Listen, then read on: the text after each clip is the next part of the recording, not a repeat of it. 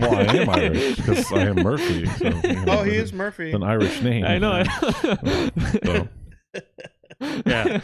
Wait, hold on. My bindings are all off. Hey, guys, welcome, man. We're right on the way talking about how are we going to get to McGuire's, right? yeah. And we're going to start things off with our special guest. We're still debating on whether or not this guy's our special guest. He's not technically He's not a special, but he is a guest. He's part of Drift Sessions. Yeah. He's just always behind the scenes. So Or under the Hi, table. everyone. Yeah, he's taking over Tim Murphy's spot. Yeah. How do you feel? Is it warm? Yeah, it's nice and cozy. I like it. Does it have the musk and the scent of Murphy himself? Yep, it's got that Irish scent. And we're all. He's actually Chilean. So Yeah, I know. a Chilean that doesn't speak Spanish. that's got the last name Murphy. Irish. Well, he's practically. The more you know. Anywho, so yeah, we got a couple of topics to talk about. What do you guys want to start off You're not with? going to mention that we're not in a normal location? Yeah, and you're not No, going it to doesn't mention matter. us too. Okay. Because still in nobody the cares garage. about that Okay, right now. okay, that's People just want us to like get the show going and talk about all the different things that Noel, you wanted to start off with. Sure, I guess we'll jump into FD Orlando.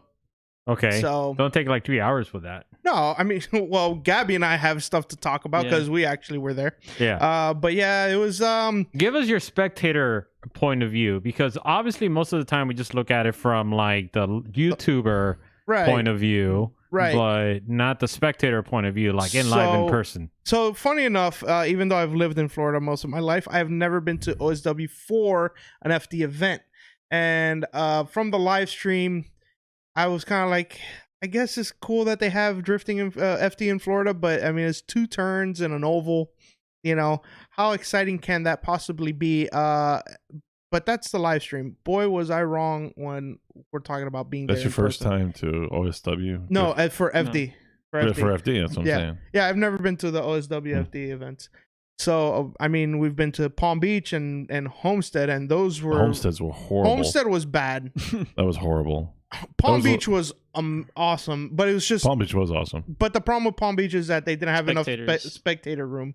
That's why they had to move out of there. Well, that's partly the reason, but... They could have put more stuff in there. Yeah, They'd maybe. have to use different turns, I think. Yeah. But either way, all right. But OSW, very unassuming. When you get there, there's an energy about OSW that's really interesting. It's just like, I've been to a lot of FD events, and this felt different. This felt like people were really into it. Like, really, like, it's just like, They're more passionate. yeah, like more passionate. You could feel the passion. I think the passion was there. I don't know. I don't know. I didn't see him there, but I'm pretty sure he was. But either way, it was like you get up close to the action as well. Where we were sitting for top 32 for pro, we're right where the cars were entering, like initiating. Like you would see them faint like towards you, and you're like, they're gonna crash. And then all of a sudden they're just riding the wall on the bank, and it's insanity. Gabby and I just looked at each other. I was like, I could never do that. Like, that's terrifying. I wouldn't try that in my car. No, You weren't inspired at all, Gabby? I was to run like midline on the bank. I was like, I'm stepping up from the apron to the midline. Well, I mean, you look at the speed that they're entering and the precision of how close they are on that wall and how they run along that wall. You're just like, Well, the whole problem with the wall, I mean, is once you get sucked into that wall, you can't get out. I mean, Yeah, you have to stay in it. You can't let off. yeah, a couple drivers got into the wall that weekend. I mean, not as many as I expected. But what I'm saying thank is, God. you saw with what was it, Seattle last year? When, Yes.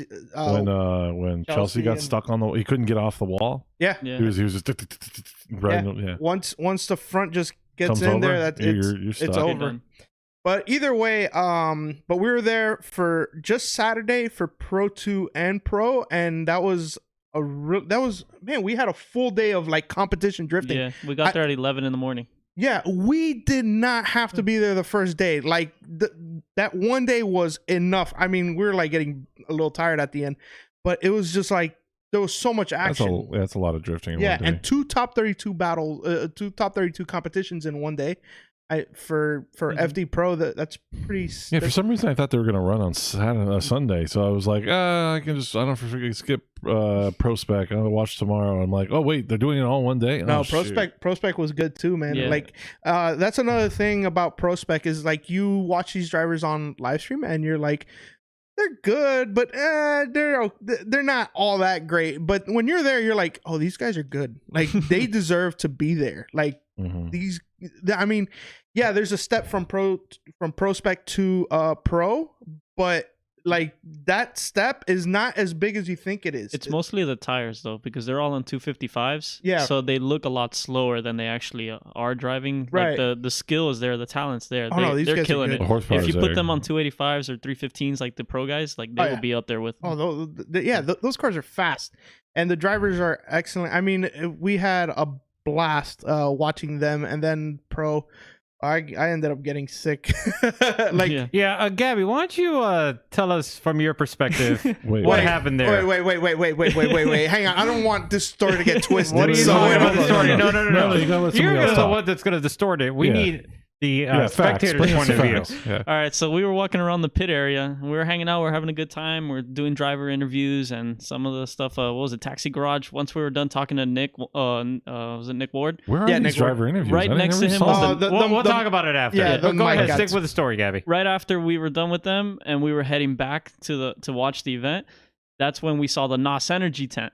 And then one of our buddies was like, "Oh, they're giving out free NOSes. Let's go check one. Let's go get one." Well, I was the one. I was like, hey, "Wait, it's free. Let's go." No, I remember I turned around and I told you, I was like, "No, it's free. Come on, let's go." And, Oh, then, and then you were like, "Oh yeah, let's go."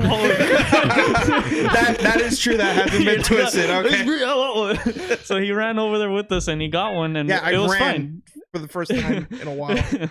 we get back to the stands, everything's fine. We drank our NOSes, we're drinking water too, like everything's fine. And I want to say about half hour later, he's just looking at me. He's like, "Gabby, I'm not feeling good." And I'm like, "What?" It's like I feel like I gotta throw up. Oh god. No, That first I was told the first you, time you've no, ever had like, NOS? I No, it wasn't the first time. Hang on. First, I was like, "Dude, I'm like really sleepy." Like, and he was like, "You're sleepy?" I'm like, "Yeah, I don't know, just like." And then like we had to stand up for the national anthem. I was like, dude, I don't feel so good. Like, I think I'm gonna throw up. And then like I go to the back of the stand to like rest in the shade to see if that worked. I thought that was working. That's after you said, "Oh, I think I gotta throw up. I gotta go," and then you're like holding your mouth and you started like running almost. You were But then like running but to nothing the back of the stands to nothing hide. happens. Gabby meets me in the back of the stands, and I'm like, "Dude, I think I gotta use a bathroom." Yeah. I didn't know what was going on with my body. It was like bad. So what was it exactly? That It was the caused NOS. The NOS like messed Did me you up. throw it up? No, I didn't throw Blood it up. pressure, maybe. Yeah, I But don't know. you've had NOS before. Yes, I've had tons of it Did before. you eat Yeah, something I think weird? Sean. No, though I had no other food except for what we had for breakfast. And Was then it a different flavor of NOS? no, it was the green apple. I like that one. Gotcha. Did you explode like Fast and Furious? Is that what this kind of was? NOS. Did that came the same kind of thing? So yeah, so they were still doing top 32 intros, and I was like, you know what? I'm gonna go to the truck. I'm gonna watch it from my truck for a little bit. So I just went to the truck and I kind of like laid back for like 10-15 minutes, and I was like, I feel good. So I walked right back to the But yeah, that was kind of weird. It was like a glitch. It looked like one of his heat stroke episodes, but worse. Yeah, Like- but it wasn't even. No way. Yeah, it was like 10 Heat times stroke worse. than episode. No way. Yeah, but it wasn't even the heat. It was not hot. It's so hot. when did he have a heat stroke episode? I mean, we're kind of going off track here. Yeah, no, this was OXW last year. See, it's really It's like my them. car They're was the dangling off the antagonists. trailer. Yeah, well, my because car's you about don't to know the story. collapse. If you knew the story, I know you would be all over this. Oh, So okay. anyway, the point is that it wasn't hot. It was just like I felt really weird and like weak for a second. I was just like, So- okay, Isn't that a daily Dehydrated. thing? no. So This who was was performing the best? You think? performing the best. Yeah. I mean, are you talking about drivers? Yeah. I mean, the winners obviously we got Chelsea. No. I mean, who do you think? Well, okay, yeah, obviously the winners. Well, hold on. Let's start off with Pro Yeah. Spec. yeah, it's Pro Spec. I mean, And who were you rooting for before you actually got to see some of the like competition? when you're watching the Man, drivers. I mean, honestly, I was rooting for Andy Haitley Yeah, because he was same. repping Jackson Performance. I knew the car might have not been up to par because it was down on power compared to the other cars that he was, but he was driving it pretty damn Mhm. good. Like he was He was ripping. keeping up with everybody. He was doing a good job. Yeah. So is he sold on the S14 now? No, I don't think so, no. no, No? I don't think so. I mean, it's just His E46 is actually pretty nice. I was watching him working on it. Yeah, I can't wait. Well, we're gonna see it in 2 weeks now. So Really? Is it going to be done? I hope so. Yeah. That's the next pro spec round in I Jersey. saw Aaron Parker's helping him out a lot. Oh, okay. Yeah. He's a cool dude too. So, but yeah, I was really rooting for him. But some of the drivers I was thinking of, I was really thinking Dmitry Bruschi was gonna do it again. But I mean, he got knocked out in top 4, I believe it was. Yeah, Final Four. I think he got 3rd place. Yeah, he came in 3rd place. Didn't Nick Novak do a lot of damage to him last season, or no? Was he kind of a... Well, Nick Novak actually I think he won. he won. He won this round. Yeah.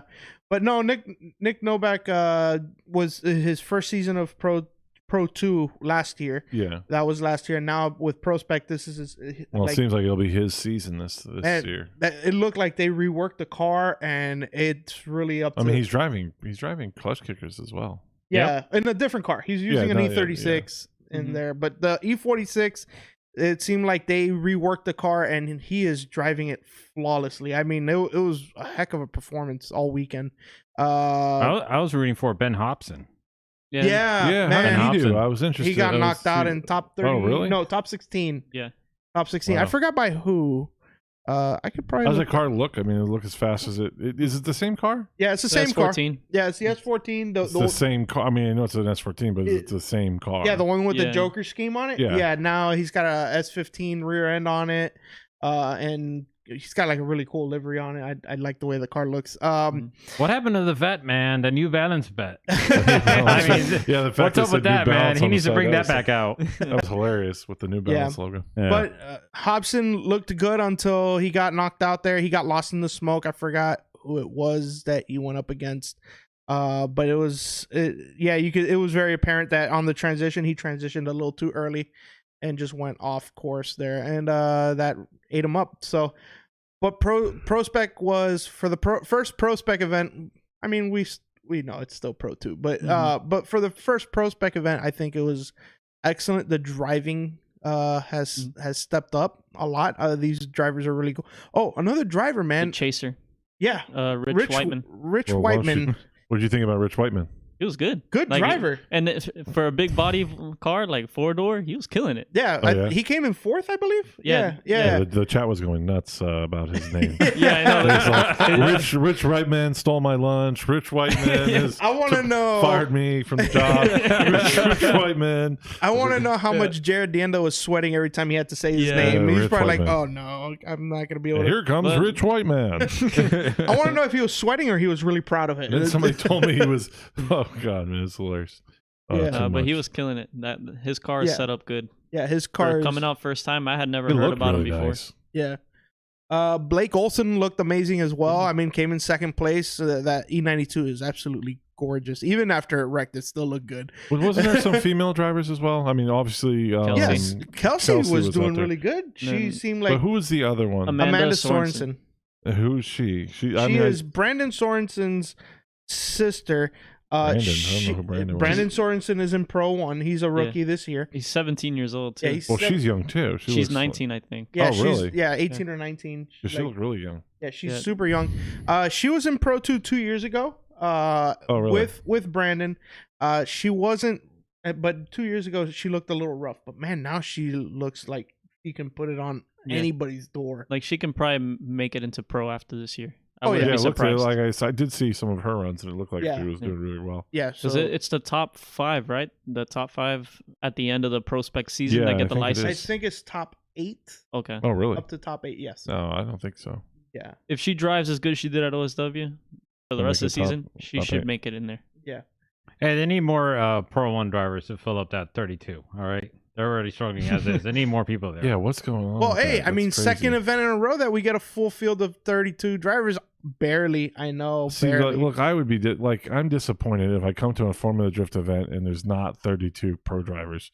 They got to do something about that. They're like, that's not. Well, they have 33 drivers. Make some incentive to get an extra guy in there or something. I don't know, but do something to make sure you have at least 32 drivers competing. Hey, maybe a lottery system. Like, we hand out like a lottery system, and a random person gets a license to compete. But they did have 32 drivers. Yes, they did this time, but it's been a while that they don't. But they had it also in Atlanta, so it's like the trend is there. So it's saying that this year is better up to now than last year. They had 32 drivers in. They have no buy runs. No buy runs. Sure. Yeah, absolutely. Oh yeah, we'll I can vouch. Yeah. Where's Zach? He's there. Okay. We actually have a couple of chatters. Welcome. We have Zach who's joined on. Ralph, he's here, and Ralph. Emerson. Ralph, yeah. Yeah.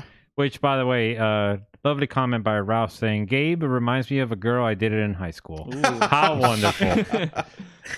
What a boy. delight. All right, so let's move on over to Pro Spec. You mean pro? Pro, my apologies. Yeah, no problem. Okay, so top 32. What about Gabby? What does he have to say? About Pro. About any of it, yeah. it was pretty awesome. All of drivers, like Okay, no, everybody. go ahead, No, the thing is, everybody was asking me like, "Who do you think is gonna win? Who do you think is gonna win?" And it's Yeah, like, exactly. and I would all give them the same answer. It's like you can't pick a winner because anybody in top 16 can win it. Like Yeah. all the drivers were just doing Now awesome. I was told that they repaved the center section. Yeah, the center section Yes. is repaved and it's with the same asphalt as the skid pad, so it's a little bit slipperier. It's got less grip. Yeah, Okay. But But the it's not as interesting bad on thing- tires. yeah, obviously, Yeah, it's okay. good on your tires. Interesting thing about the repave. All right, so in previous years, everybody noticed that there was a bump in the middle of the transition, Yeah, but they're like, oh, they're gonna repave it, and so maybe it'll be gone. No, that bump is bigger than ever. Like it is. Like I think. Is it when they're transitioning? Yeah, it's like right as they're transitioning, or right after. Like as the car is trying to settle in the transition, it's like they go all 4 tires off ground. yeah, It's wow. they'll catch air. insane. Like Jared throughout the weekend was explaining how right after that there's like no tire marks Oh, really? because they're all- going. Yeah, all they're jumping. flying in the air. So that's pretty insane. But I mean, is that going to be the next evolution of drifting? More jumps, More jumps and more Yeah. airtime. Yeah, They will I get mean, some ramps and some. Add that as a judging criteria.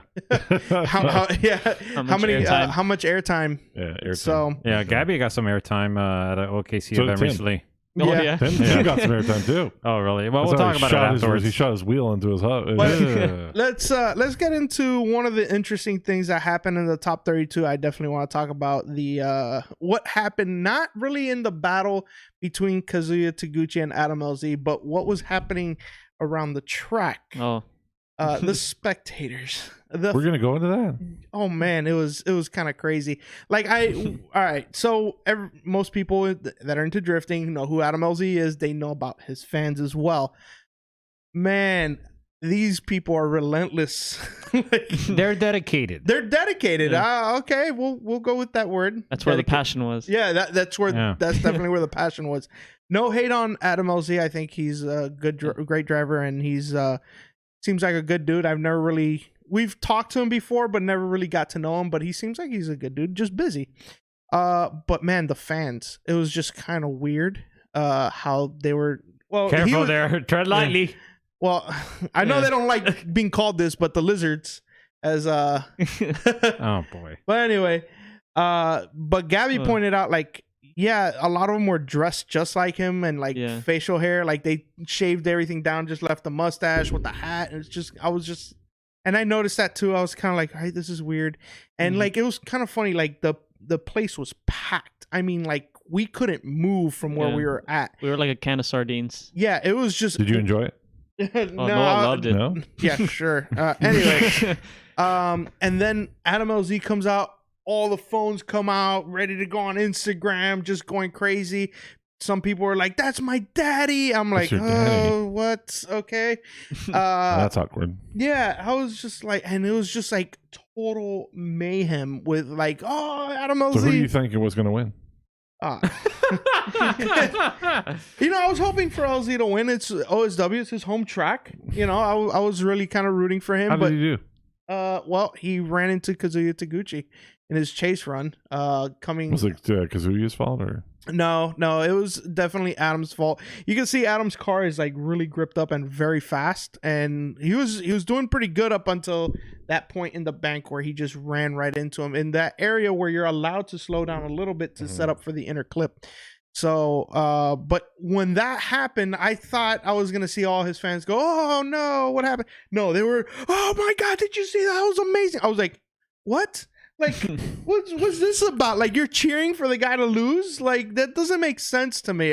But it's like anything that guy does is gold, and I'm like, all right, like. Sounds like you're hating on him. No, I think he's cool. It's just the fans really weird me out, man. Well.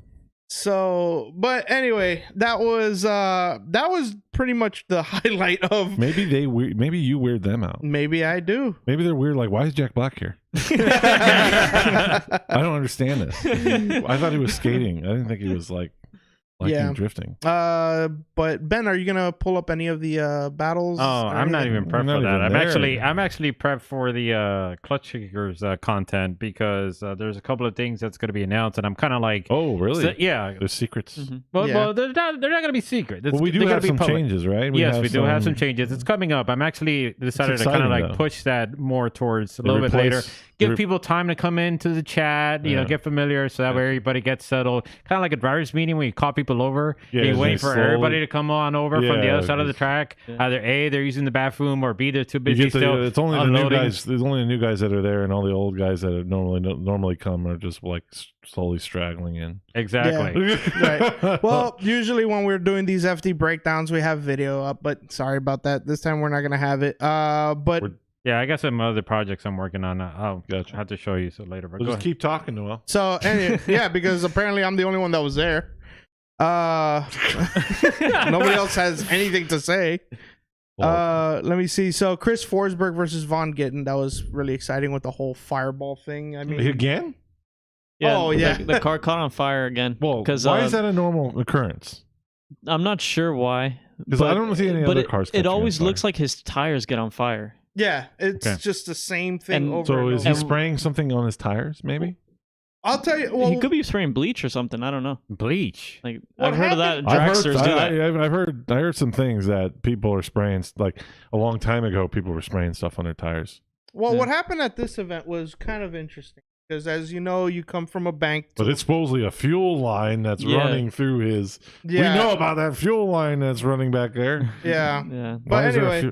So the track goes from the bank into a flat, and it's a really hard bump. We all know that, right? So a lot of the cars are scraping, throwing sparks.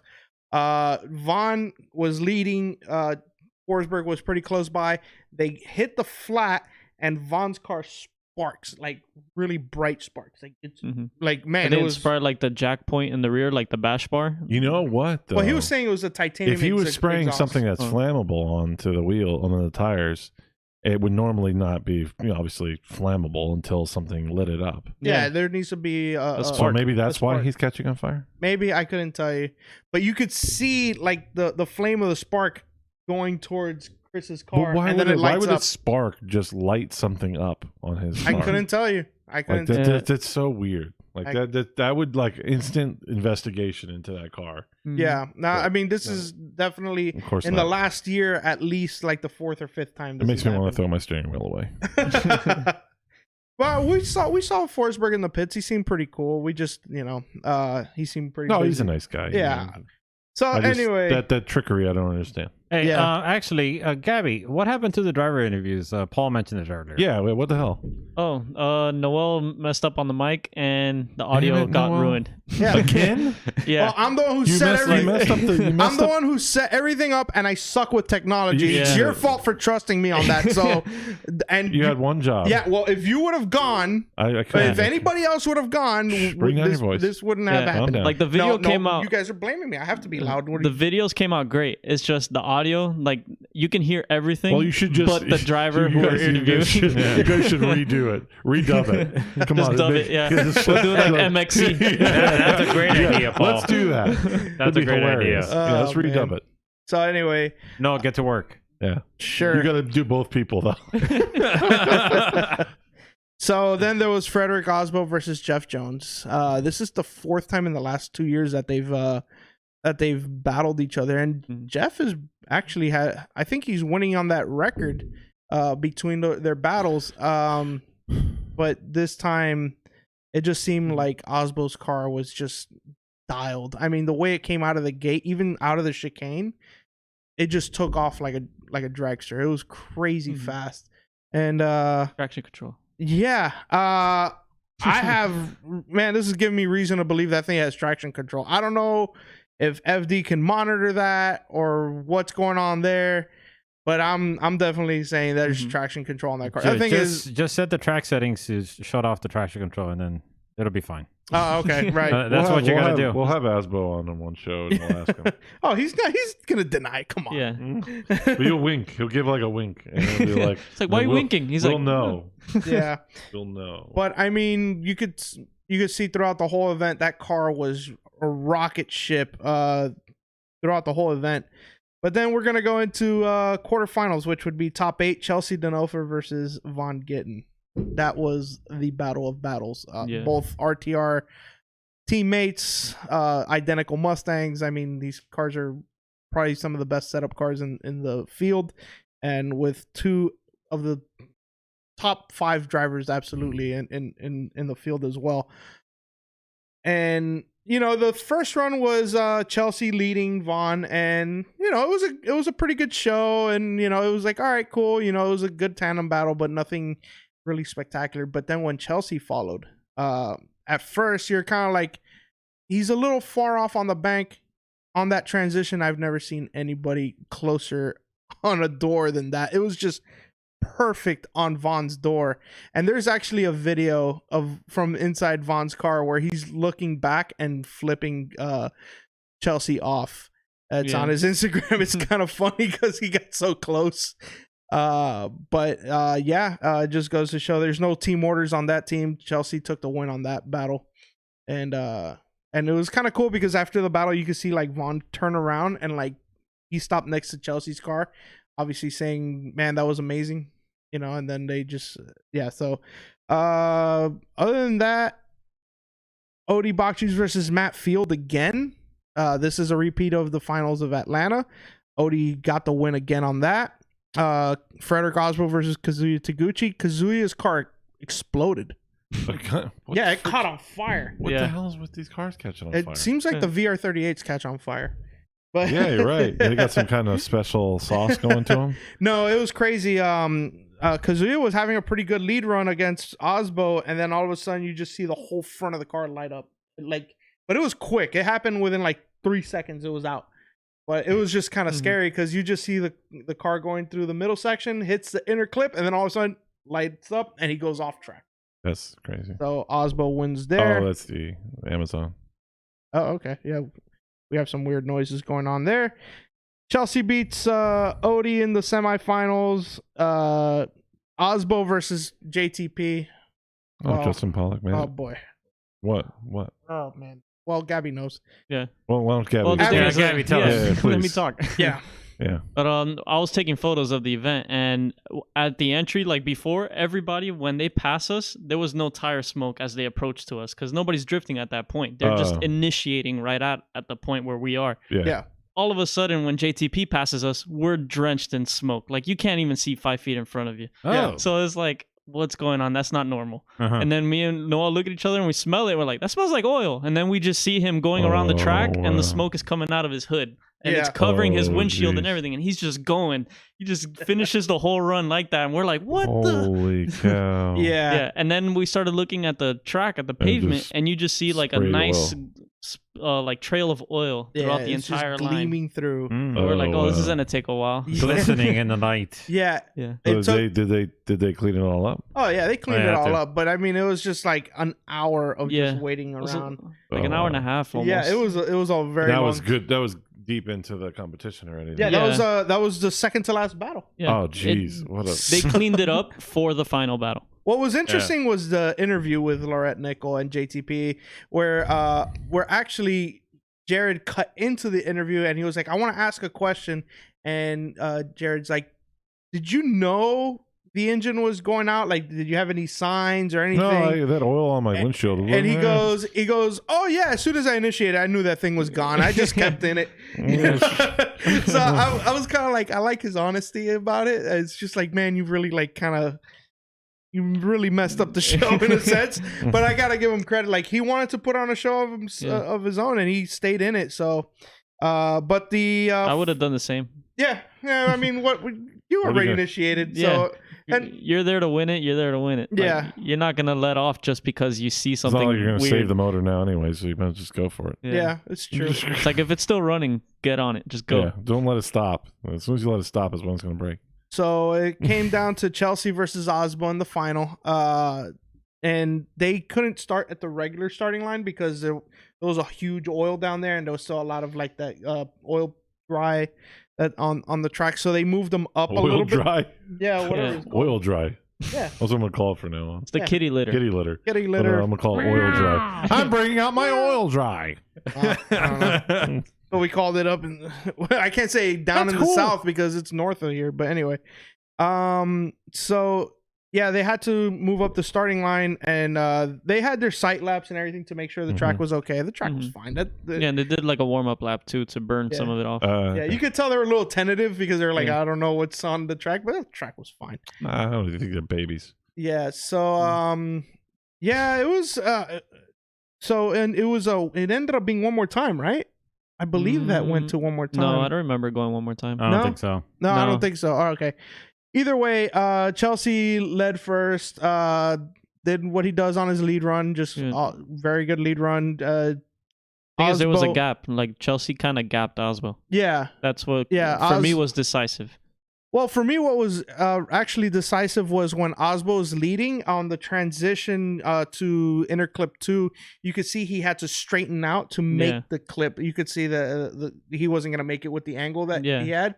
So he had to straighten out a little bit, not fully straight, but like reduce angle so he could get around it. And I think that's what did it. And plus, Chelsea's proximity, like all the way. He was on him. Yeah, all the way through the track. They even bumped in the bank, but it was like it wasn't enough to throw Osbo off.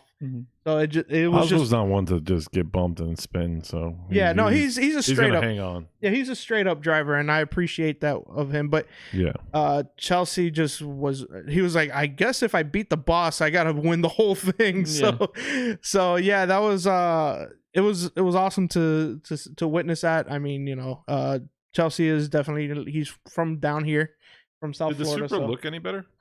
Yeah, that car better than last year. I'm a Rad Dan. No. The Osbo Supra. You don't consider that a Supra, do you? We two other guys feel pretty different about it. Only one Supra. It is kind of weird to. Yeah, that car is like that is a Supra. Interesting. Anyway, I guess it is. What do you call it? I mean, it's got to be a Supra, right? Right. Is it the imposter BMW? It's a BMW. It's not even that. Some people call it a Supra with a Z. Yeah, Supra. To distinguish a Supra? Yeah. It should be a BMW Z4. Yeah. But either way, no, that car looked super dialed. Like, just that Osbo made a mistake on going around interclip 2, but that car, other than that, was dialed throughout the whole weekend. I was thinking he was going to win. It is like a Z4. Like no, it is. They share the same chassis. Oh, they do? Yeah. They share the same platform. It's the same thing. I didn't know that. Yeah. They just changed the body that's panels. Not cool at all. Yeah. Same engine. No, I had no idea. You're brought up to speed as to why we're not like entirely keen on the new Supra. I liked it, but now I hear that I'm like, why don't you just get Z4? It's a Z4 with Toyota badges. That's horrible. Yeah. Well, that's what Toyota, man. You should jump out of that ship. We still got some other cars. They sell you guys out. I mean, they sell you to Subaru, they sell you to BMW. What the hell? Yeah, I know. It's sad. It's like I there's nothing from Toyota right now that appeals to me. I like the 86, not the new one. I like the previous generation. But it's just like it doesn't come with what I already want on it. So I was like, Well, low horsepower, and it's got that. Yeah, like I already did the low horsepower thing, Like I had my original 86, and that was fun, and I would love to have another one, but not for drifting. And like the new 86 just doesn't do it. My opinion on the FRS GT86 BRZ when it came out, I was hoping it would come with a 2AZ like configuration. Yeah, it makes sense. 2AZ turbo. Like, it'd be perfect. With like 250, 270 wheel would have been the perfect car. Some idiot said, no, we're not doing that. No. We're putting a boxer engine in it because we hate Toyota. Yeah. It's like the 2AZ is a common motor. It can hold the boost. So just throw it. 10 PSI or something, you're good to go. Definitely. Yeah.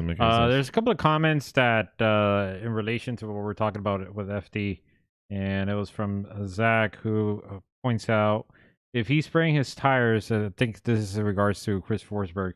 If he's spraying his tires, it's not exactly doing him any good anyways. His car isn't exactly faster than anyone else, especially not by a noticeable amount. That's a good point. Yeah. And another point that he brought up is, I think in regards to the traction control, he wrote, they definitely do it through the data connector all cars are required to have. The question isn't whether they're monitoring it, it's whether or not anyone gets caught. Yeah, right. No, exactly. It's like what they say, it ain't cheating unless you get caught or something. Yeah, exactly. Right. So you remember Toyota back in the day? Well, I mean, days. Yes, indeed, of course. Everybody cheated in WRC. I mean, but this was one of the most ingenious cheats ever conceived, and I mean, it was amazing. It was the ST205. That was the motor. I thought it was the 185 that had ST1 215. Oh, the 215. 215. But again, we're going off track. Yeah, I remember Ford had. Hey, you're going off track, pal. They got to talk about their thing. Bring it back. All right, fine, whatever. Ford wannabe. Yeah. So you guys feel that perhaps something is I don't know place? if he's spraying anything on his tires. I don't know of any chemical compound that would help you with grip. Chemical compound? I don't think he's... I mean, we got Walter White in the track. What are you trying to say? Well, I mean, what kind of you have? I mean, they have sprays for drag cars, right? Yeah, VHT, but that wouldn't do it. I mean, I don't think they're spraying anything. VHT, Zach brought that up too. VHT. Yeah. Go ahead. But I don't think he's spraying anything on his tire. It's just like it just happens to be a coincidence that it's always him. Yeah, but and there's something there that's doing it. I don't know what it is, but it might not be on purpose, because why would a competitor want their car to catch on fire? Why would he have anything flammable running in the wheel well? I couldn't tell you that, honestly. But I think it's the tires themselves catching fire, because he's not the only one. I've seen it happen before on other drivers. Catch fire? Yeah. Tires are partly made out of petroleum. Yeah. So when they get that hot, the chemicals with a spark, I could see that being a problem. About that. Mm-hmm. Look, let's grab one of your tires, light it on fire, see how quick it catches on fire. The one that's on the car. Oh, let's get this one. A torch? I can get a torch. I have a torch. Tires do burn. Like if you light them on fire, they burn. I've done burnout where you have the tires are on fire after. Mm-hmm. I've seen that happen. Okay. Yeah. So, but it's not the flame explosion that his is like an actual. Right. I think it's just his brand of tires, the chemicals they use in that. Well, last year he was on Nexon. Now he's on GTs. That's something. So it's not even the brand. He's on GT radio now? If it's not he's spraying something, then it's fuel. But I don't know why it's fuel. Jared DeAndre said it was fuel. Yeah, I remember that. He said in the live stream, he said it was fuel line that runs back there. We know that happens all the time. It's a fuel line that runs in the back. When Adam hit him. Yeah. And when Adam hit him, he caught fire. Yeah. He exploded. Yeah. If his tires were going to catch fire for any other reason, they would have caught fire. Mm-hmm. Normal. Well, I think Zach is onto something. He mentions it happens to Red Dan a lot. Yeah. I think it was him in his test videos that it happens to them a lot. In a test video? And it happens to Dan as well. He's on GT radios as well. So GT radios are maybe explosive? It's a GT radios thing. Yeah, but last year he was on Nexon. No, I remember it was common with the Nexon tires. Yeah. Now, GT radios, I've never seen that happen. Now this is the first for me. But I didn't know Forsberg moved to GT radio. All those Nexon guys are mostly on GT radios now, so I think it's just there's something in that all those guys are doing. I would like to know really what the hell that's. The only thing I can think of other than that is like the fuel system, how they have it set up. The fuel cell might have like a vent tube or something, and it's ventilating out like right there on the tire. Gabby, how close were you able to get to the cars at the track? You were there. Couldn't you just go in there and just like inspect it or something? Next time I'm inspecting Next time, yeah. With the pits, we can just walk right in there. Hey, you have your zoom lens enhance into the damn car. So figure it out. Take the photos. OSHA, and we'll do it next time. Yeah. You've been having a lot of fires lately. I got an idea. Call FDOT. Get them on the case. They'll figure it out. I'll just say that Kevin Wells sent me to check on his car, and that way you have a flame issue here. So I got to report this back to the technical director of FD, Kevin Wells, and that's it. We're good, you know. Yeah. And Kevin Wells will be standing right next to him, and you're like, you don't even know who he is. Yeah, you are. I'll slip him a 20 and be like, hey, just. No, just slip him a nos. I think he'll appreciate that. You know what? That might like knock him out somewhere, and then we can just, you're right. So, Gabby, takeaways from the Formula Drift event. It was a lot of fun. It was intense, and like I've driven the track itself, so now it kind of pushes me to want to drive on the oval a little bit more. But I don't know, like it's like it's terrifying to run that high up on the wall. Even though we do it all the time on Aceto, it's different. Like in person, the grade is so intense, and like you're literally pointing down, almost like it's almost a 90 degrees. It's really aggressive, the angle. So you got to go fast. You have to go really fast, and that's intimidating. When you go at those speeds, like they were coming in front of us like 80, 90 miles an hour. It was nuts. Yeah. Like it kind of pushes you to want to get to that level more, like to start coming in harder and faster. So we'll see. Like it's a little bit inspiring because I did the OKC event the week after this past weekend, and coming off from FD and then getting into OKC, it helped get into the right mindset. All right, I just think potentially you're kind of like, making it a much bigger deal than what it is. Sure, it's high up in the bank, but I've seen so many cars of so many different like power levels just go at it, and they just do it and they pull it off somehow. Yeah, but they're not riding the wall. Wait, what? They're not riding the wall. They're not. So not at the degree that he's talking about. Yeah. Like when you're there and you're seeing that bumper is this far away from the wall, that's it, and at the speed and the angle that they're carrying, you're like, this is a different level. So you wouldn't believe if there was a Miata that could ride the wall or get close to it. Didn't Chelsea do it? No, it was Jeremy Lowe. Lowe, but that was at DeSoto, which is smaller. Yeah. Not as intense of a bank. And I mean, like, and he was not as close. It's not even, but I'll give Jeremy Lowe credit. I mean, what's that's different, crazy what he did in a Miata, you know? OSW's bank, it has like a variable radius, like it's 90 degrees almost at the corners, and then in the center point it shallows up. It's like a really obtuse angle. So it's like you have to come in super fast, shallow up and slow down, and then throw in angle again for the second half of it. And at the same time, you have to stay on throttle because if you let off for any second, like the car can shoot up the wall. So it's crazy. It's insanely scary. And at the same time, you're not even looking, like, you can't see where you're going. You have to look up. Your dashboard's down here and look up that way. So, because you're going like at a weird vertical angle. Yeah, and the whole week before the event started, like I kept hearing like, oh, this is a really challenging track. And I'm here like, how? It's two corners. And when you're there, you're like, okay, I see it. This is insane. Yeah. I don't know.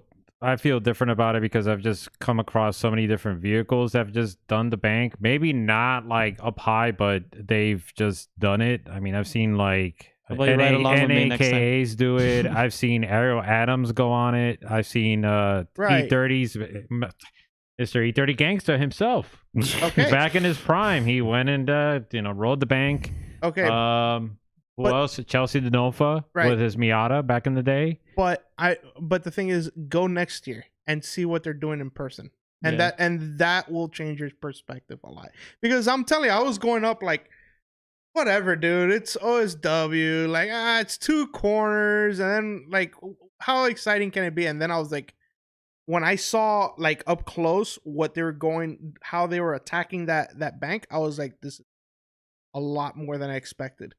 This is crazy. It's insane. Maybe you need to get out more. That's what it is. But he's saying the same thing. Definitely, you need to experience it in person, Ben, before you criticize us. Yeah, I'm not criticizing you guys. I'm just trying to say that you're being a little condescending. Yeah, like seriously, there's a reason why these guys are at this level and why this is the top level, at least here in America, and in many places they think it's around the world. Formula Drift wouldn't be there if it was like an easy piece of cake track. Yeah. It definitely shows, like, especially what the judges are asking for. This is not easy to run. Mm-hmm. What are they asking for? That's that wall ride is that wall ride at the speed and the angle that they're carrying. You're just like, holy crap! I get it. They have a ton of power and grip, but you still need to be, you got to be a crazy driver to be able to handle all that anyway. So I mean, it's just not. It's not like they're like, oh, just drive the bank. Like, oh. Is it the way they're initiating into it? Is it what it is? That's a major part that they're trying to say. Yeah. I mean, I could see that being. I mean, like to initiate right on the wall and then ride it the whole way. That would be difficult to initiate and then work your way up to the wall and then back down. That I don't see as a that's definitely not a problem but that's not what these guys are pegging it on the wall, riding the whole wall, and then coming off. Yeah, right. And the thing is, the wall itself, like I was saying, it has different radius angles. Yeah, so you have to slow down and accelerate while you're on the wall. Yeah, like, you could hear. You have to control the car on there, and it's like it's tightening up, it loosens up, and you have to like let off a little bit. No, not let off, like give it a little bit more angle and stay in it more, so that way like it just hugs the wall up. You can hear them work the pedal either way. You could see that like that they're adjusting to the wall. Yeah, it's not a lot of left just foot braking. Yeah, it's not just like, oh, okay, and whatever. No, they are adjusting to that wall. Wait, repeat that again. Yeah. Okay. I can't get that angle. It's kind of tough. Don't hurt yourself now. We don't want you. So, but we don't want you to mess up your other shoulder. Yeah. Yeah. Well, no, that's the one that's already get another bulging disc. Maybe that's why. Yeah. So anyway, because I talk about drifting so much. But no, it's when you see how they're approaching it and how they attack it, it's definitely like eye opening. Okay, I'll put it in reverse and I'll take back some of my comments and I'll take a trip over there one time and see what the big what the big hoopla is all about. Next year, all of us will go together. Yeah, we all have to go. Any case, so anything else, gentlemen, in regards to Formula Drift? I enjoyed the heck out of that event. Well, evidently you did. And it's where's the next round? The next one is New Jersey, Englishtown. Oh wow, it's like wait, no, it's Englishtown. Yeah, it's not wall. It's not wall. You're probably thinking of wall, the old oval that they used to go to. No, this is the new drift stadium that they repurposed. That's one that I'm not like. I don't know. Maybe it's better in person, but like I like looking at it. I'm not excited for it. I'll tell you the track layout. I'm going in like that as well with like how I thought of OSW, like where it was like, man, how exciting can a figure eight be? Number one. I'd like to hear from Chelsea after, because he was talking about it and he was like, I kind of wish they talked to me before they designed it, because I could have gave them a lot more ideas. I agree. But I'm trying to see what he's gonna feel, because he's gonna go there, right, and see how he likes it actually driving it. Because it's like one thing to see, like I didn't really think Klutch Kickers was that great from watching it, but you go there and you look at the track and like, wow, this actually looks like a really fun track. Yeah. And little elevation changes that you don't see when you're watching it, even though it's like, come on, it's Florida, there's no elevation change. To us, it's like, whoa, it's slightly going up, it's slightly going down. Like, I'm getting dizzy. No, but so I would like to see what he says about, like, does it change his opinion when he actually goes out there? Because it's a different thing when you're looking at something. I don't know, maybe he's already drove it, but it looks dangerous. So I expect a lot of carnage, right? Because it's Wall City, right? So it's walls everywhere. I mean, that's where Salvio wrecked his. He wrecked it. Dimitri Bruschi. Thomas Miata wrecked his. Yeah, Dimitri wrecked the Z4 there, and that was the end of that car. Yeah, so that is. I think it's going to be. I think they're going to have to rename this thing the Carnage House or something like that. The Carnage House. Because I think it's really going to destroy some cars. Because these guys push it to the limit, and the limit is there the whole way. Yeah, like there's no way for you to run off. I think as long as they don't put like a K-rail, like hang on. No, I'm talking about a line of K-rails. It's a line of K-rails into the initiation, into the entry. As long as they don't do that, they'll be fine, I think. Well, I think like a Nopey Drift, the Dolphin Stadium. Nopey Drift. That was hilarious. Yeah. That was smaller than smaller than anything. You know what it was like? It's just like Miami GP when we did drifting there. That's how Nopey Drift was. That was like a Manji going one way, and then you turn around and Manji out the other way. But anyways, So I'm excited for that track to see what. I mean, I don't like the track, but I mean, at least I don't. I want to see if they surprise us because the drag strip still runs up the middle. So like, what if they do like the entry go around and then all of a sudden like turn somewhere else out of nowhere? You know, like you don't know. They might surprise us with that, but I'm seeing that they're gonna run. No, I think they're gonna run it like normal. Why wouldn't they? Yeah. But the thing is that FD does bring a different flavor to the judges are going to ask for a specific line as well. Of course. So they're going to make it challenging. They're going to make it challenging. They're going to and somehow I'm going into it with an open mind because of my experience at OSW. Like considering that, like, come on, that's 2 turns. How exciting can it be? And I was like, oh, this is a lot of. What is it like? You got an entry and you go around. And it's a big figure 8. But, yeah, it's a gigantic figure 8. But so I mean, but. You don't know. We don't know. But anyway, that's coming up in 2 weeks. So, which we're going to have a show on that Friday night. So we're going to like just barely miss qualifying. But that's fine. I mean, I'll probably have it like propped up over here. Like, hey guys, Chelsea got a 95. So for Chelsea. Yeah. Okay.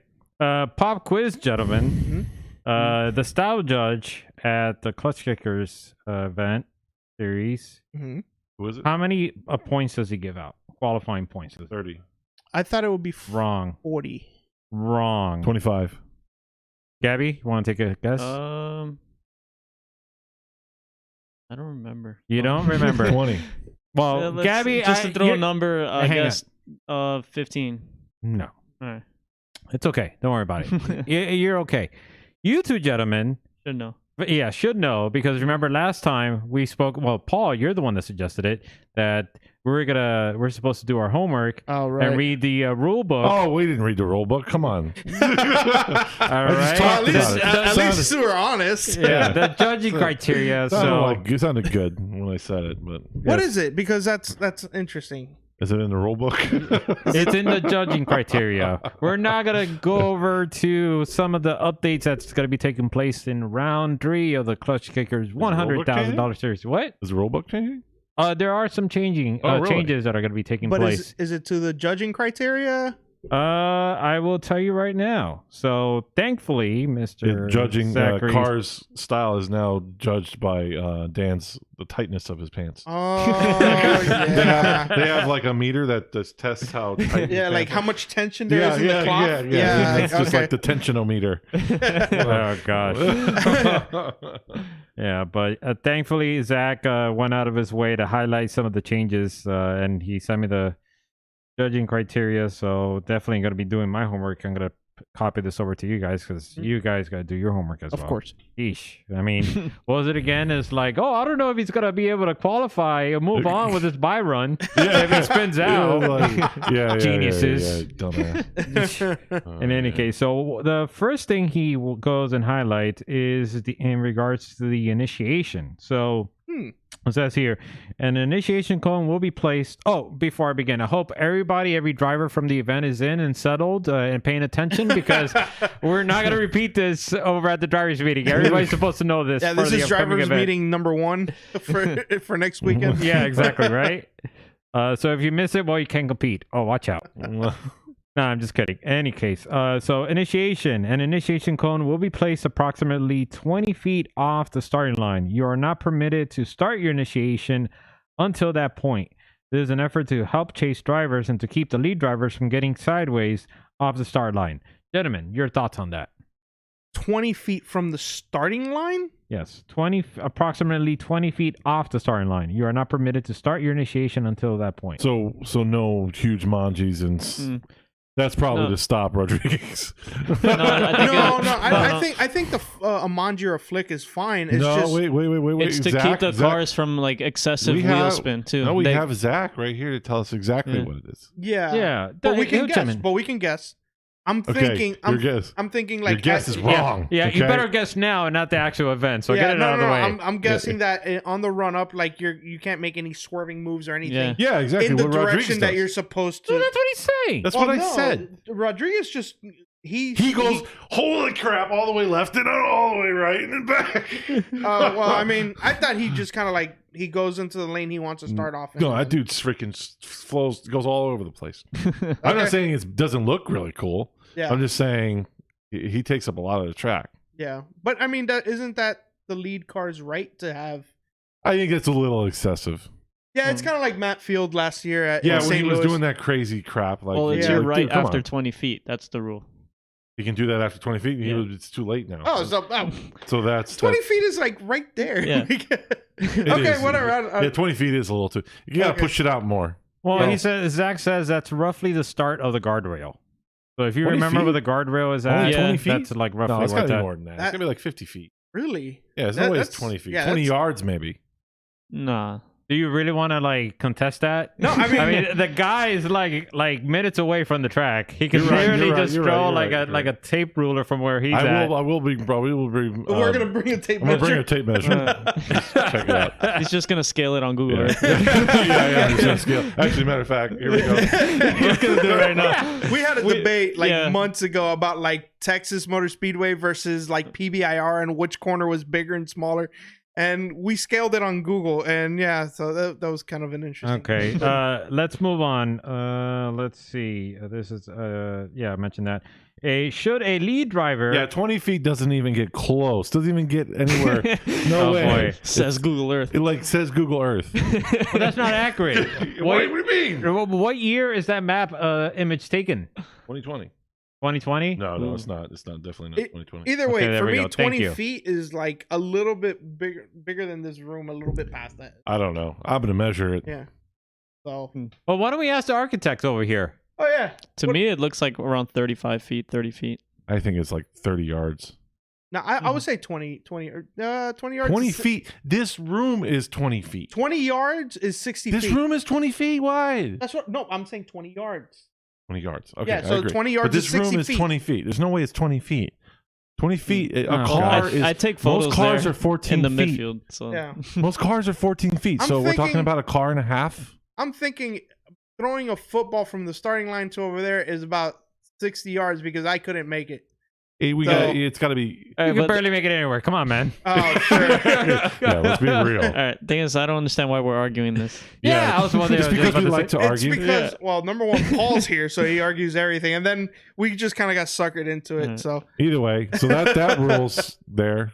Okay. Should a lead driver initiate or swap lanes prior to this cone, a restart will automatically be called. Oh, okay. Well, that's interesting. The other part of the rule that you didn't explain yet. Well, I wasn't there yet. You cut me off. Yeah. You just started arguing without letting him finish. I finish up because there's still a couple of other points in this thing. All right. One last thing. Chase drivers do not impede the lead driver's line for any reason. Rodriguez. They have the right of way on initiation at all times. And that is the end of the new initiation changes. Okay. That was all to deal with, Rodriguez.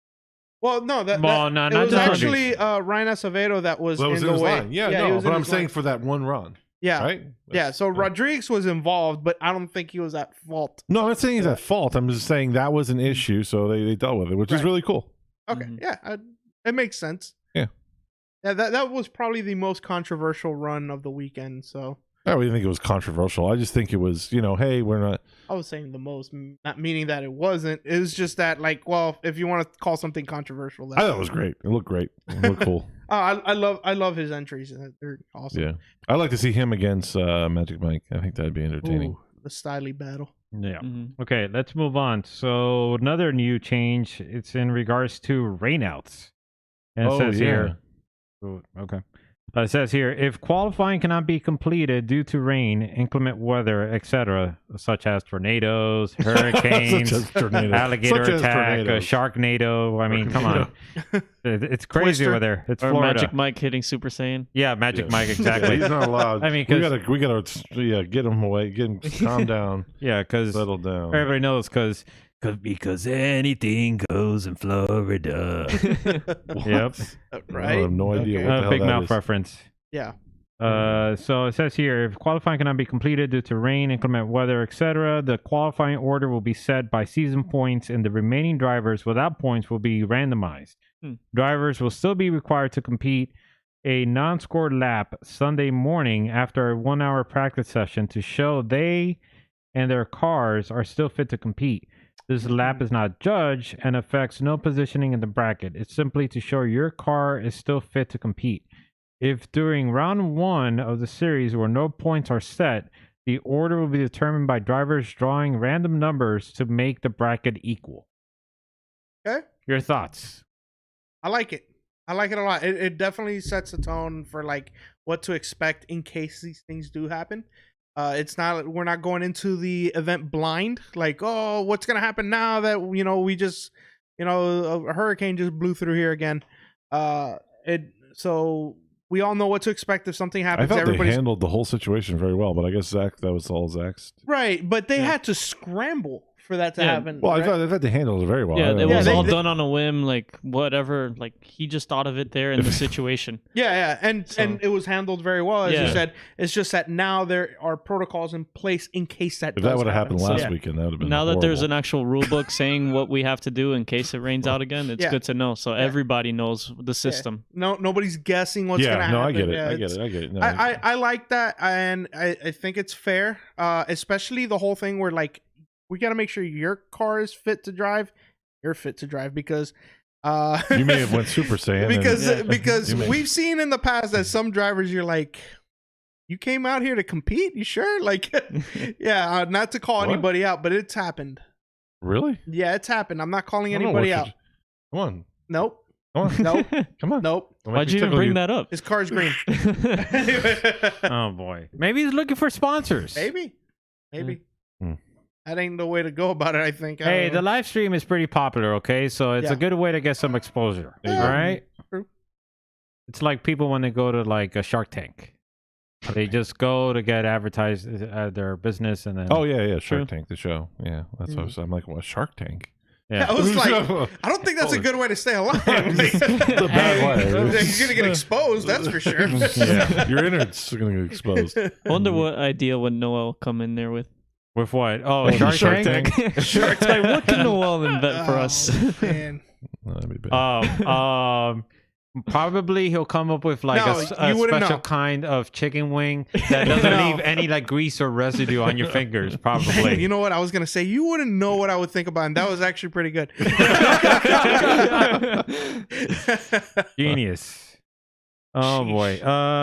Let's see. Oh, Zach Rowe. Well, not just that. What we did before also guarantees everyone would qualify. With this way, you still have at least to show your car and you are capable. So people who could not qualify, could still not qualify, that can't compete the lap. Excuse the misspelling. Yeah. Okay. Well, I guess it's in relation to like making sure that people can compete with their vehicle. Yeah, and that they can make it around the track. Yeah. Exactly. Another thing, this is in regards to collisions. This is in addition to... Is it to stop all the babying? Well, maybe. Let's see. Should this occur in the event of a collision, should this occur in the final battle of the evening, we reserve the right to award extra time to the car not deemed at fault to fix their vehicle. Oh, okay. We all want to see a final battle. Yeah. Okay. Well, that's great to see that. Does it say a set amount of time or just a... It just says extra time, award extra time. So that's good because it leaves it open to just... Yeah, it would kind of suck if like a guy can almost get... Well, didn't it happen it happened last year. Wasn't somebody trying to fix their car? I can't remember who it was. Jonathan Nairn. I remember seeing like Taylor Hall pull his car up to light up trying to get a car and they couldn't get it done in time. Yeah, that sucks. Like, let's just get them fixed and let's go. Who wants to win on a technicality? As long as your car is fixable up to a certain point. I mean, but they're also, I mean, who wants to win on a technicality? I mean, that's kind of... it's not... I think Klutch Kickers is all about the show, right? The show, craziness of the show. The show and persevering through top 64 battles all the way up to the final. Shut up. I'm saying... I'm serious. Hang on. I'm saying I'm there to see like freaking crazy cars go against each other. Right, but it's also... I'm not worried about anybody's perseverance. No, it's like also about the drivers. Their slogan is for the drivers, by the drivers, right? So, I mean, that's also for the drivers that, if you make it all the way over there, you want to battle it out. You want to prove that you're the best. Can you calm down? No, because you say stupid things. Okay, well, I can kick you out of this house. Relax. So, man, there's no need for that kind of hostility, all right? He was just making his point. Yeah, but he's saying mine is invalid. So can't invalidate him. All right, let's move on. And this is a major portion Wow, this sticks up. Wow. Yeesh, I'm gonna need water over here because this is a whole paragraph. The water's on the other side. This is great. All right, folks, get ready, and hopefully drivers are paying attention because this section involves protests. Dun, dun, dun, dun. $500 for $5,000. $1 million. $1 million. $1 If it's wrong, you million. got to give up your car. Oh, that would be great. That'd be crazy. Pink slips. Pink slips. Yeah, Even though that would be good. Yeah, we'd have to definitely get cameras on That'd be the cool. pits. they should do that. Get people's reaction, the driver's reaction. They'd be like, "No!" Not my car. Actually, the protests would probably get worse. Actually, if you think about it. In any case, to protest a judge's call, you need to speak with a judge liaison, who will be announced in the drivers' meeting, and they will speak to the judges before allowing the protest to move forward. Drivers are not permitted to approach the judge's tower for any reason. That should be me. That should be the is judge liaison. capitalized. That should be bolded, underlined, and probably a 24-point font size. But in any case, that it's capitalized, so that's good. For any reason, once battles have commenced, this will result in an automatic disqualification and dismissal of any protest. This also includes your crew members. Should a driver's team approach the judge's tower for a protest, it will also result in an automatic disqualification for the driver. Judges have a 10-minute time limit from the moment the protest form is turned in to render a decision and relay it to the liaison. After the decision, we are returning to battles.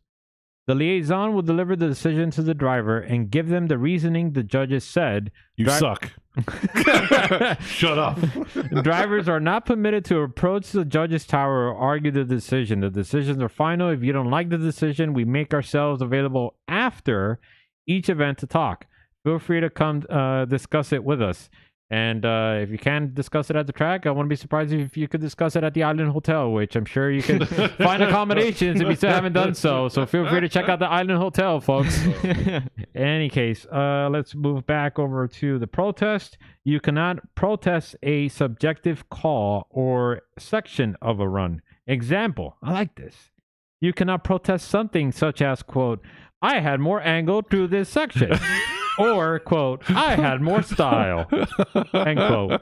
These are subjective-based calls and not open for dispute. Another point, you can protest hard qualifying score-based criteria only. Example, driver A made a mistake that should equal an automatic 0, or driver A made a mistake that was scored a 0 and should not have been. Example B. Driver A caused driver B's mistake by doing something they were not supposed to. Driver A slowed in a non-deceleration zone and caused driver B to go off track. All right. Sounds like a police report. All right, another point. Media footage collected outside of our approved media team and judges tower is not approved for use in a protest review. So guys, if you have a GoPro on the car, that's not, admissible. Cell phone footage is not admissible. Do not bring us media that is not ours for a protest. It will not be used. Okay, that further reemphasizes what I just said. Judges, go ahead. Didn't we tell? Were we saying that? Oh, you guys were taking other people's footage, and then Dwayne was like, "No, we weren't, you morons." Oh, we thought you were. So sorry. Yeah. It's actually in the rule book, pal. yeah, which we got to read again. Yeah. Let's see. Judges can ask any official track staff for information on runs that are in question. Do not approach the judges or other event staff for any reason during the event pertaining to a judging call, or you will be disqualified. If you have questions, comments, or concerns about your battle but are not protesting, wait until the event is completely over to discuss with the judges or track staff. Protesting times. I like this. Top 64, within 15 minutes of your last battle. Top 32, before the start of top 16. Top 16, before the start of top 8. Top 8, before the start of top 4. And top 4 before the finals. And it just protest. What? Yeah, you gotta protest before then, for the next round of battles. Yeah. And just to remind everyone, the protest fee is still $200. No, you gotta pump that. Pumped it up. Pump it up. The only thing is, if the protest leads to a one more time, what happens then? Then they just go one more time. No, but the thing is, if you have to protest at the end of the session and do it right before, like if you're in top 16 and you protest at the end of top 16 and top 8 is about to start, then I guess how do you like you just have to run it back at that point after skipping 5 or 6 battles or whatever? Yeah. So everybody's iced up again. Yeah. Yeah. Make it interesting. All right. I understand what they're doing with the whole liaison thing because I remember, but there was a situation. I'm not saying this is going to happen with Klutch Kickers, but there was a situation where in FD Seattle 2019, I believe, where Vaughn Gittin was protesting a call against Ken Gushi, and he had to talk to Robin Nishida that they called him the steward, and he was supposed to relay that information to the judges. And apparently something happened where Vaughn Gittin wasn't very exactly happy about what happened there. But at the same time, it allows the judges to keep doing their job, which is important. And I also like the fact that you cannot, as a driver, cannot go up to any staff or judges or anything like that, because there was few issues last round where some of the staff was getting a little fed up with what was going on. So I understand completely the rules that they're putting in place there, and yeah, I'm with it. I like how it's just. Will they be wearing a hat, the liaison, or any kind of? Well, they will figure that out at the drivers' meeting. They're gonna tell you like, okay, this is the driver, the liaison. This is where you're gonna find him. This is where he's gonna be at all times. Should be wearing like a. This is what he's gonna be wearing. Should be wearing a cone. If he's like not at a certain area, you could talk to him. If he's like in the bathroom, obviously off limits. I mean, unless he has an open door policy of some kind. But yeah, so definitely something that when the actual drivers meeting take place, they will sort of hammer that out. And I hope the drivers there are paying attention. Which I hope they're paying attention over here too. Wherever I hope we see less protests. That's all I'm hoping for. Just deal with what you got and run it. I just think with so much on the line that you're gonna see so much dedication and motivation and passion to try to win whatever way possible. So that's why. But it's like, come on, just I mean, there's always been another time. Yeah, but their mentality's not like that. Yeah, they want to win that. They want to win. I mean, I get that. I don't know, but at the same time, they also have to see the reasoning, and they have to know their own mistakes as drivers. Go up to the judges after, at least find out what the reasoning was. You don't have to stop the whole show because you or the spotters should know pretty. They should know more or less what the judges were looking for and what that mistake was. How the spotter knows because he can't communicate with the judges. He can communicate to the driver like, "Hey, this is where you messed up, and that's why they gave it to the other guy." Like be straight up. Don't think that you win everything just because it's you. I mean, we've seen this situation many times. Hey, on the highway you see like those signs, like the sun pass signs, but they're in succession. It's like, only you, and then another sign can get, and then another sign, a sun pass. Yeah. Well, they should do something like that, like leading up to the judge's tower. It's like, make sure you know what you're doing before you go this far. Before you go to protest. Yeah, it's like one last exit before toll or something. I have a form before anybody can come to my office. They have to check off on these things that they've asked themselves these questions. Yeah. So that's what they need. Like before you're able to protest, you have to ask yourself these questions. Like, are you an idiot, or do you really? That's gonna be interesting. Just to spoiler alert, guys. We know who the liaison is, and it's Zach himself. Zach himself, which is perfect. Zach. He writes, the liaison is still me, guys. So this is strictly a way to put a time limit on protests, so that they don't take 45 minutes to argue it after a decision is already made. If you want to argue about a protest, I'm available after the event is concluded. He's the perfect person for that. Yeah. Oh, definitely. The protests are not the issue. It's the time it takes. And yeah, it definitely takes a whole lot of time. Yeah, that was crazy. It's stupidity. I wouldn't say it's stupidity because some of the protests were valid. Okay, maybe one. Okay. Maybe one of them. But it was valid, so you can't sort of say that they're all stupid. Okay. Maybe they're not stupid. I don't know. I was annoyed. There goes Paul hating again. I was upset. But in any case, so I wanted to go to McGuire's, and they were ruining my whole chance of going to McGuire's. I don't blame you. You definitely missed out. Like, damn it. Sorry, pal. Maybe next time. Maybe they should. I don't know. Oh, have the protests at the McGuire's. McGuire's. I'm gonna stop. I'm gonna grab those guys before they come to protest. I'm like, look here. If you waste any more of my time, then I'll go to McGuire's. I'm gonna throw you over the nearest bridge. The nearest bridge. It's actually not that far, actually. Yeah, it's a tall bridge though. Oh, well, you want a taller bridge? Yeah, no, I said that is a tall bridge. I-10 has a really tall bridge right there, so I-10.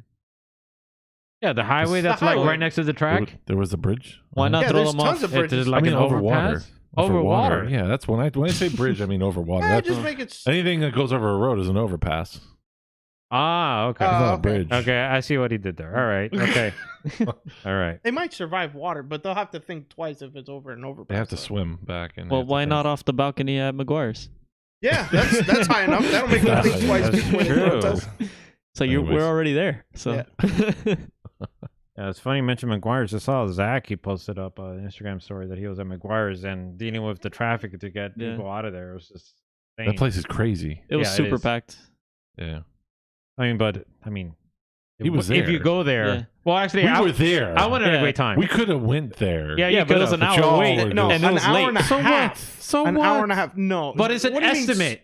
It's an approximation, just the same way how it's approximately 20 feet from the start of the initiation. Yeah. All right. Yeah. Approximately. It's just like that. It's a Okay.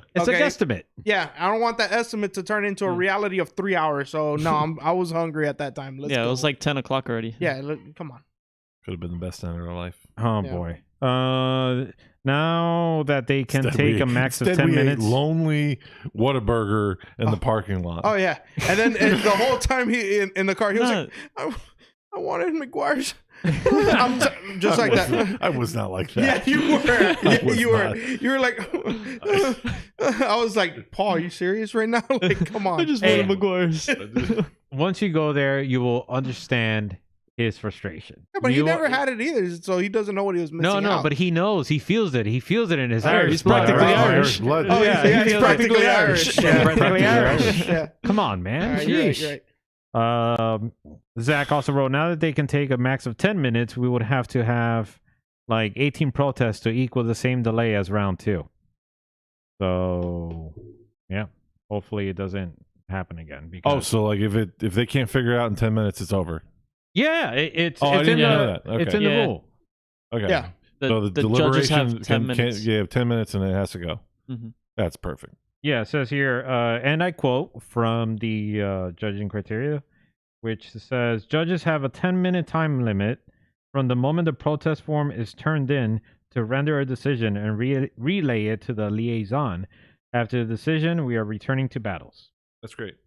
So we should get a camera over to the judges' tower when there is a protest form handed in With a timer in the corner. with a timer. So that way we make sure everyone's in And then when it check. hits 0, there's like a loud alarm. Like, Like red they have confetti. to stop. Red There's flashing confetti. lights. There's confetti that explodes. It'll be amazing. Bring a gong. Gong. Yeah, that's perfect. Yeah. And to reiterate, Zach writes, we've overturned 1 call in 7 rounds, and it was last year. They don't judge inaccurately. Good try, though. There should be a camera with Dan this round. Okay. All right. A camera with Dan? Yeah. Oh, in the booth? Yeah, there should be. Oh. I Cool. mean, hopefully it's positioned correctly. I mean, we wouldn't want it We don't in a want certain that. area. Yeah, yeah. Because you guys were talking about The tightness. gauging a certain tightness Yeah, area. it's got to stay like Yeah, from here up. Yeah, belly up. Yeah. Yeah, exactly. We need to put that in the judging criteria. Yeah. Camera will always remain above belly and up. Yeah, we don't want a belly cam. All right, damn it! No, you're making this popular. This is all your fault. Belly cam. Freaking belly cam. This is ridiculous. If You're the one anybody making it popular, but anyway. Yeah, if anybody in the chat has any other questions regarding the changes coming out to round 3 in regards to the judging criteria, feel free to ask now. If not, thankfully there is an event. Yeah, no. Thankfully there is an event that you could go to, and in the drivers meeting there you could ask it, because I'm sure they're gonna go over some of the details. And hopefully everybody is prepared to make the adjustments necessary to deal with the changes. But have you guys seen the roster of drivers that are coming up for that event? I did. You've been following. I wonder if they're all going to come. Yeah, there's been times where we'd see a whole bunch of drivers and they don't make it. Yeah. So, but either way, I mean, I'm pretty sure we're gonna have a pretty big field of cars it's out always there. It's always a good show. So yeah, I'm actually hoping to see some new people. It'd be good to see some new guys out there. Some people that maybe have never done it. Just trying to throw their name in the hat. We'll see. Isn't Brandon Whitnick supposed to be there? Yeah, I saw him on the list. There's only like 2 spots left, I believe, right? No, I remember seeing like 20. 20? Well, Zach could tell us. I'm gonna pull it up now. Zach will be here. Internet's going slow. At last I saw, it was 20 spots left. I thought it was like 2 days ago. the same. I thought I saw 40 spots taken, but maybe I'm wrong. Well, I mean, there's still plenty of spots for people to compete for the $10,000 cash prize that's going to be available, and also the I think they're doing the Grip Royal wheel again, right? There is 20 spots left. Yeah. 20 spots left. Okay. Yeah, 20 How spots. long ago was that post? Oh, this is on their website. Ha! Actually, we are all wrong. It's actually, there are 3 spots left. Ooh. Nice. See? Told you. Booyah! So just wait for Zach. Oh, there's gonna be Kenny Slides. He's Oh, Kenny Slides. He slides that he used to have the Trans Am. Now he's in a Corvette. Oh, really? Yeah. He's pretty good. Yeah, I haven't seen him like on a competitive track, but like the street sliding he does, he's pretty phenomenal.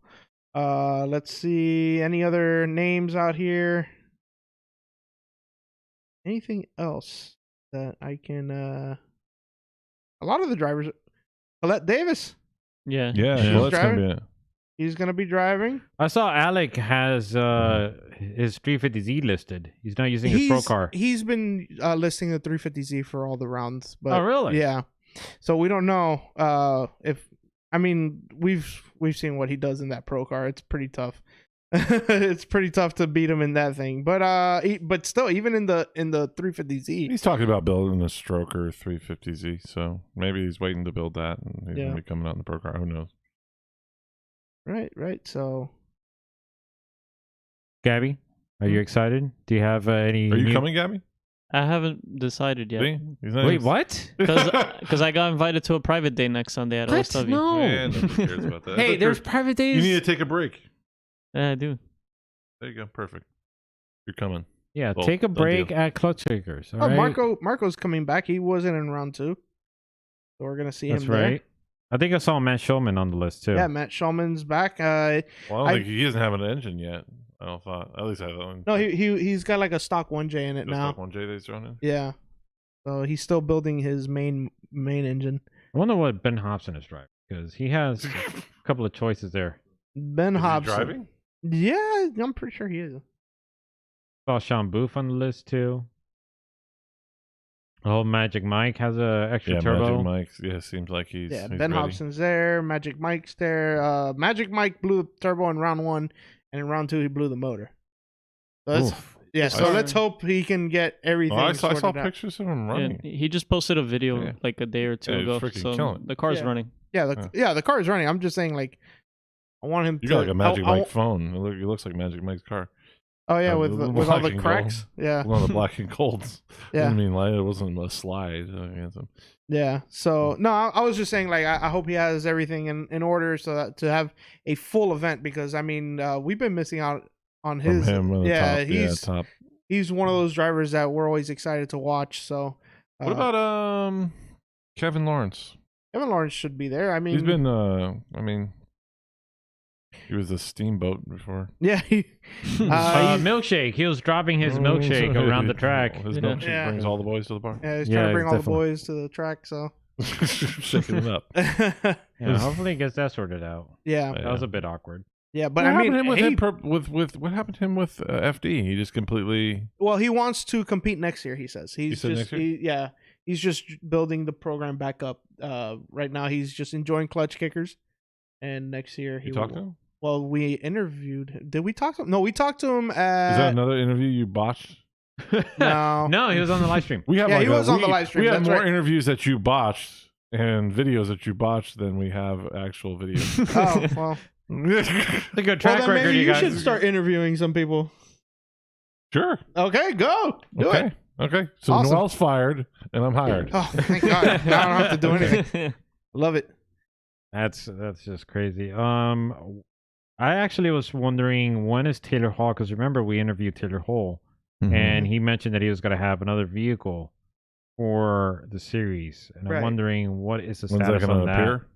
Yeah. Well, we should see it appear right now, right? Because that's going up to his car's going up to New York. So if he's planning to run, I don't assume he's going to have his car down here and then take it up to New York. Maybe. Yeah. In my opinion, it would be pretty reckless to drive Klutch Kickers in that car and then go up to Jersey for FD. But I mean, he may do it. He might have everything in order to get that done. So last year was a lot different. I mean, you had Klutch Kickers and then Formula Drift ran, didn't it? It was pretty much. So it was pretty much like 4 rounds of Klutch Kickers happened, and then FD started like 2 months after the 4th round. Yeah, so we had one round that was. You had one round in the season. So now we have all these rounds that are in between, which we'll see what happens. Yeah, this is a lot different. But we did Noel and well, just Noel really. We talked to Ben Julian, so we will have him come on the live stream. Yeah. Assuming. Hang on. This is assuming he doesn't go as far. No. He said he would get with us before he goes very far. Well, he said that last time at the last event. We met him at OKC. At OKC, and he said that he was going to really come on this time. Yeah, because he said if it gets too far, he can't come on, so he's going to try to come on early, so that way. Yeah. Well, hopefully we can have qualifying, like a regular day of qualifying. Yeah, I think that's what he was thinking. And then, I mean... It's supposed to rain there this weekend, but not rain next weekend, so hopefully that's good. Oh, boy. That's going to be crazy. Paul, I wanted to ask you something. Sure. Wait, Gabby, oh, no. Okay, I thought you were going to say something. Paul, I wanted to ask you something, and this is perhaps... You haven't been exposed to this, so I want to get your insight on this. Okay. Based on what you're seeing so far in the level of competition in the Klutch Kickers series, do you feel that somebody who perhaps does not have a competitive vehicle, or they feel they don't have a competitive vehicle, do you feel that they should look elsewhere, or do you still feel that they have a chance? We saw a stock. What's his name? Emerson Noguera brought a stock. It looked like a stock BMW. What was it? Like a 3? Yeah, E46. 28, or was it? What was it? Was it even a 328? Or was it? I don't know, but I mean, the question is it was it competitive? No. Is it worth coming to an event like that with a car like that, or with a car that isn't really gonna make it too? The guy that brought the KA, the freaking just bare bones NAKA. That car had a V8 in it before. It just he just threw that in there because he paid the entry. He was in a KA. He came there to drive a KA. Now, the thing is that you're paying a lot of money to come to this event. And especially if you're coming from somewhere else really far from the country, and you're bringing a knife to a gunfight. You're not gonna. Should you do it? Obviously, no. Yeah. But if you want to do it, I don't see why. Go ahead and do it. I mean, what do you have to lose? I'm with that answer. I have nothing to lose. You have nothing to lose. I mean, you do have a lot of money to lose. There's a lot of money. It's a lot of money. Yeah. But whatever. But what? The way I see it is put it into somebody's door. That's what I say. The way I see it is that where else are you going to get that kind of experience without going into? It's probably not worth it to have a car unless it's capable. Like what Gabby brought. If Gabby brought his car there, it would be capable enough to work. But I wouldn't go anything less than that. Right. Okay. You know what I mean? It wouldn't really make sense. But I mean, if you want to throw your money out there and possibly ruin somebody's car, go ahead. I think logically it's not really the way to go. But I mean, where else are you gonna have a chance to go up against some of these really top level drivers and possibly in their top level cars? If you could even try to keep up, it gives you more of a level, an understanding of where you're at. I think you need to have a light car that makes somewhere around 300 horsepower, and you're good. I would say a Miata with that kind of power would be. Miata with 300 horsepower, I think would do. I mean, not great, but I think you have a great chance, right? Yeah, I think with more, to really have a chance in like something like a 240 or 350Z or something, you're looking at about like 400 to 500 horsepower. Well, yeah, no, but I'm saying I feel like if you had 300 horsepower in a 240, I think it's okay to go there and do why not? And compete. Why not? I don't think you're going to win with that much horsepower, but you might get lucky. I think heck, have fun, enjoy if you enjoy competition. Not everybody enjoys competition. I'm not a big competition guy. But if that's your thing and you want to do it, why not? But I wouldn't go out there in a bare bones, stock 240 or 350Z and expect to get anywhere. No. Do want to highlight a couple of comments from Emerson, who writes, "It depends on what you're looking to do in the future. For Emerson, the reason was to learn and get used to the pressure of competing. Exactly. See. We knew he did not get a chance. We knew he did not get a chance of getting to the top, but the money we spent was well worth the lessons learned, and not to mention the connections and friendships created." Exactly, and then you also don't. You also, with that kind of car, you really didn't have much to risk. You're not risking much, right? Because the car is not a really expensive car. You haven't poured a ton of money into it. So you're getting that experience, that competition, that you're getting those jitters out without having to put a bunch of money down and worry about damaging a car that's like you put $50,000 into it or something like that. You know what I mean? And I think it's also good for your first few competitions to go in with low expectations. So that way, like you go in there with not too much pressure, not only just financially with going in with a cheap car, but knowing that maybe with this car I'm not going to really get around too much, but at least I'm going to get the experience. I wouldn't do that. Don't go in there with low expectations. Wait, what? Yeah. He's saying to come in there with low expectations. If you're gonna go in a car with 200 horsepower, that's why Noel doesn't do competitions. I came in there with low expectations and I didn't do very well. No, hang on. That's not at all what I'm saying. What I'm saying is that's his motto to life. You always give it your all. Yes, you give it your all, but back it down 50%. No, hang on. What I'm saying is, if it gets too hard, don't. I can't talk. I can't talk. You see the problem here? Go ahead. What I'm saying is, if you're going in with a car with 200 horsepower, you're not going in to win. I mean, you're going to do what you can, but you're going to go in there for the experience. You're going to get those jitters out right away. Like he said, it's just part of the experience. By the time you're ready, when you have a car you're ready to compete with, you're going to be good. You're going to be like, I've done this before. Now I have the weapon to use to make it farther. Now you're killing people? You went from like not committing and now you're going to kill somebody. Yeah. Okay. That's what it's. I understand. That's his way of taking out the competition. I can't beat you. I'm going to kill you.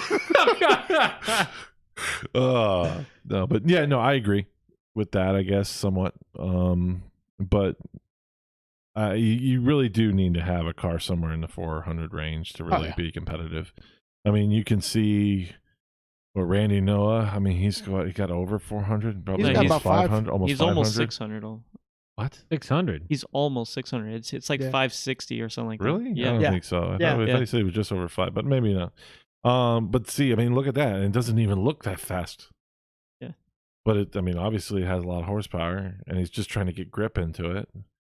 So you need to have it to really be able to compete. So I don't know what kind of horsepower freaking Alex 350Z has, but it must have more than just a VQ on NOS. Well, why don't we ask our resident 350Z expert over here, Gaby? He's got a VQ on nitrous. Yeah, and I would assume he's around 360 to 370. But he's got something done to it, maybe. It's a DE. It's just there's no way it's a bare bones DE with NOS. Yeah. I remember seeing the build. It was just a fresh rebuilt motor. Yeah, with some upgrades, like bolt-on upgrades and nitrous. Yeah. So really? He's probably like, if the thing looked like, I mean, is it stripped to the bone? Yeah, like it's a full out race car. They stripped that car out completely. It's super lightweight. Yeah. Maybe that's what it is. You don't want to run too much more than that on a stock DE anyway. You know, about 400 horsepower is about the limit before they go bad. So I mean that seems reasonable. 350, 360 to the wheels. FYI, Zach writes, Alex car makes 335 wheel horsepower on the nitrous kit. They only spray a 75 shot most of the time. Wow. Yeah. It looks a lot faster than that. Well, I mean, it's because it's gripped up and the driver mod. Yeah, he's probably running really small gear ratios too. That's what seems to be the key, right? What, 4.6? Is that what we're talking about? Yeah, that's where Mr. Jones is telling me I should put my car 4.3 or 4.6. All right, well, you do it. Maybe. Does Zach know that? What kind of diff what kind of rear end he runs? Maybe. Is he running a real small gear? Let's see. Source associated with Alec and the shop that built it. So that's how. So he has a. Well, he's familiar with Alex's car. Well, I figured because Alex up there, right? He's associated with Alec and the shop that built it. Yeah, exactly. I figured. So he would know. But he can't divulge all the details. I mean, it's Come on, he can tell it's a competition. There's competitors out there. All right. They're using this data to sort of, come on, man. What tire pressure does he run? What tire pressure does he run? What are his alignment specs? These are trade secrets, all right? What spring rates? Hey, Zach is in an uncomfortable position, all right? He has to toe the line, all right? Between so what diameter steering wheel does he use? What, 10 degrees toe? Relax, all right? Back off, Zach, all right? He has enough on his plate already, for crying out loud. Does he use a 5/8 or a 3/4 master cylinder for his handbrake? He writes, it was changed to a Tomei two-way not too long ago, but I don't know the ratio of the gear set. Before that, it was the stock manual Z diff. Well, that's cool to hear that someone is using a two-way. I like LSDs. Yeah. Nobody runs LSDs. But I don't think he's running that gear. I don't think he's running a 354. I don't think he's running a 354 either. I think they're just not telling us. Yeah. It's okay. I'll just get under his car. I'll tell somebody to spin the wheel and just watch how many times the drive shaft spins. Which you could have done at the FD event, but you decided not to. I know, I should have. You decided to drink your NOS and be all delirious. Like, bro, what's going on over here? And then he just went over to the car and he missed most of the event. I know. Sorry. I didn't miss most of it. I missed like 15 minutes of it. It felt like 15 minutes to you, when in fact it was an hour. What I missed? Like 3 bottles? Yeah. So anyway, whatever. Anyway, let's keep going. It was a long walk to your truck. Yeah, it was. But I was watching it on my phone the whole time. I was like, man, I feel like crap, but I'm just gonna keep hope. All right. Oh boy. Talking about competition, we also had a different sort of competition of sorts that took place at the Orlando Kart Center, which these three fine gentlemen over here had the luxury of attending. Yeah. Well, I'm saying these three that are here. Oh, Tim is not here. Are you not paying attention? No, I was reading my phone. Oh God. Were you reading the rule book? No. I was reading around the rule book. Around the rule book. Okay. The rule book. Genius. Pure genius. How that works, but okay. Yeah, pure genius. So before we actually get started to the actual competition of the event, I do gotta ask, what the heck prompted you to go live on Instagram? Like, what was the motivation behind that? Yeah, the late night live. Oh yeah. Yeah, nobody was expecting whatever the hell that was. We didn't have an episode of the Clipping Point. Yeah, so you decided it would be a good idea. And I was like, to go live with his underwear on, and announce it multiple times. Yeah, like what was that for? I don't understand. Like, I didn't want to see him in his underwear either. I'm like, when he came out, but you did, and you even took a picture of me in my underwear. So don't talk. Because I was trying to show how disgusting this place was. You kept it. You kept it. Noel came here. He's in his Let me see your phone. The real question is, was there a belly cam? Was there a belly cam? No. I don't recall there being. No. He was in the bed with his like messed up hair. And yeah. Anyway, whatever. It was just, we wanted to put up content because we didn't have a show that night, and I was just like, you know what? It wasn't. Hang on. Okay, I gotta criticize you. I said I'm going live, and you guys are like, okay, cool, let's go live. Hang on, I gotta criticize you on the whole content part, because what is one of your major pet peeves? Yeah, is that it has to be drift related. Yeah. Okay, so how do you correlate that with drifting? Well, it was the weekend of a drift event. We were staying at a hotel for a drift event. But it had no drifting content. And then it was also me updating. Wait, I got chastised for this, for posting up non-drift related content. Okay, go ahead, delete it. That's fine. Now, what I'm saying is, no, it's staying. Okay, it's gonna stay. So nobody really has a problem with it. Okay, so the point is that I was trying to make an update. At first, it was just gonna be an update. Zach was traumatized. He complained. He said to Ben that he didn't leave early, so so I was like, hey, let me do a quick update. It was gonna be a story, but then I was like, let's go live, and then I'll just delete it. Whatever. About how like, hey, we don't have a show tonight, but we'll be back on. In Roach Motel. Take care, Zach. We'll catch you later, buddy. See ya. Good night. Later. But then all of a sudden they were like, hey, show off the hotel room that we're in. Look how bad it is. I was like, okay, we're gonna get up and show the hotel room, and it ended up being. I got a lot of people talking to me about it. They're like. They commented to me like in person. They were like, dude, that was hilarious. So obviously it was very well liked, so thank you. So he's hilarious and we're just idiots. No, the whole thing, exactly right. The whole thing was hilarious. Like finding a sock under the bed, a half drunk Baja Blast in the fridge. That was hilarious. It was gross, but it was hilarious to the people who didn't have to deal with it. All the rust. Well, oh boy. If you want to delete it, it's there for you guys to delete. Tim is not allowed to get hotels anymore. Yeah, that's a definite Actually, fact. we should blame this whole life thing it's actually on all Tim's fault. Yeah. Because if it wasn't for Tim booking that hotel room, he wouldn't have been motivated to go live in his underwear. He wouldn't be in his underwear because it would have had nice cold AC. He would have kept his pants on. Yeah, that's true. That is true. It was hot, so he had to take his pants off. Oh man.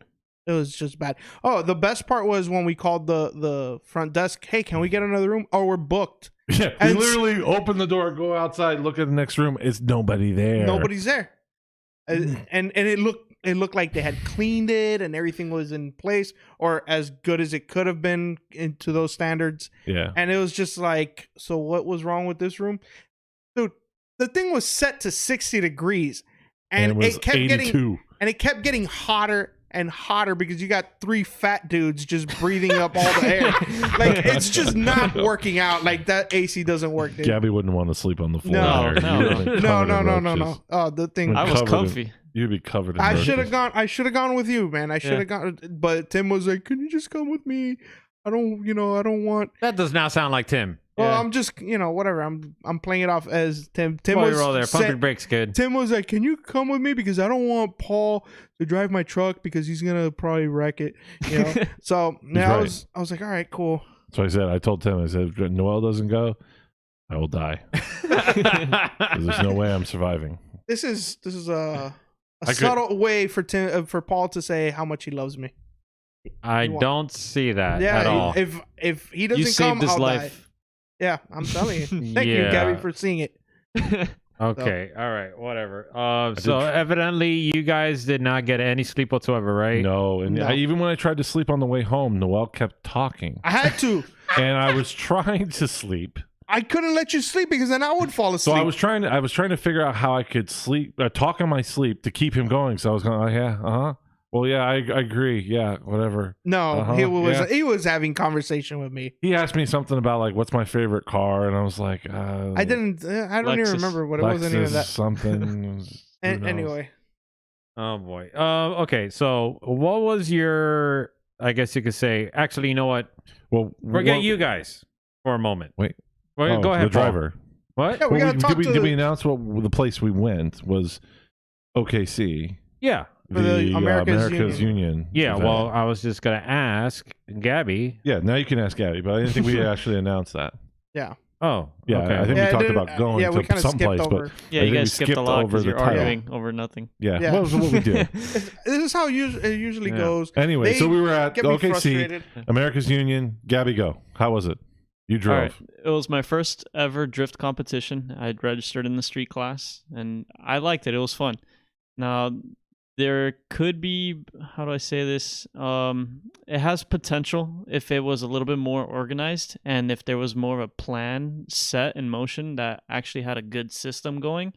But it felt like everybody was just on a whim making decisions like, oh, we forgot this, we forgot that, let's do this. So it was kind of everything was a little bit disorganized, but it went through, and like I don't want to say like it was a complete mess. It wasn't. It went, as a driver's perspective, the event went good. Like the system worked. So I had fun. I had a great time. The battles were intense. Like it was definitely a learning experience. Like every battle I had went one more time, and it was just like nerve-wracking. In the car, I was like screaming, and I don't know if you guys can see it. Like in the car, like when I won my battle, I was like, yeah, like punching the air. I was punching my steering wheel. I was like, yeah, like, we're doing. It's like we're here, we're doing it. It's like it was happening. Like it was my first ever battle, and I won it. So it felt great. And so you felt all those Assetto Corsa hours paid off.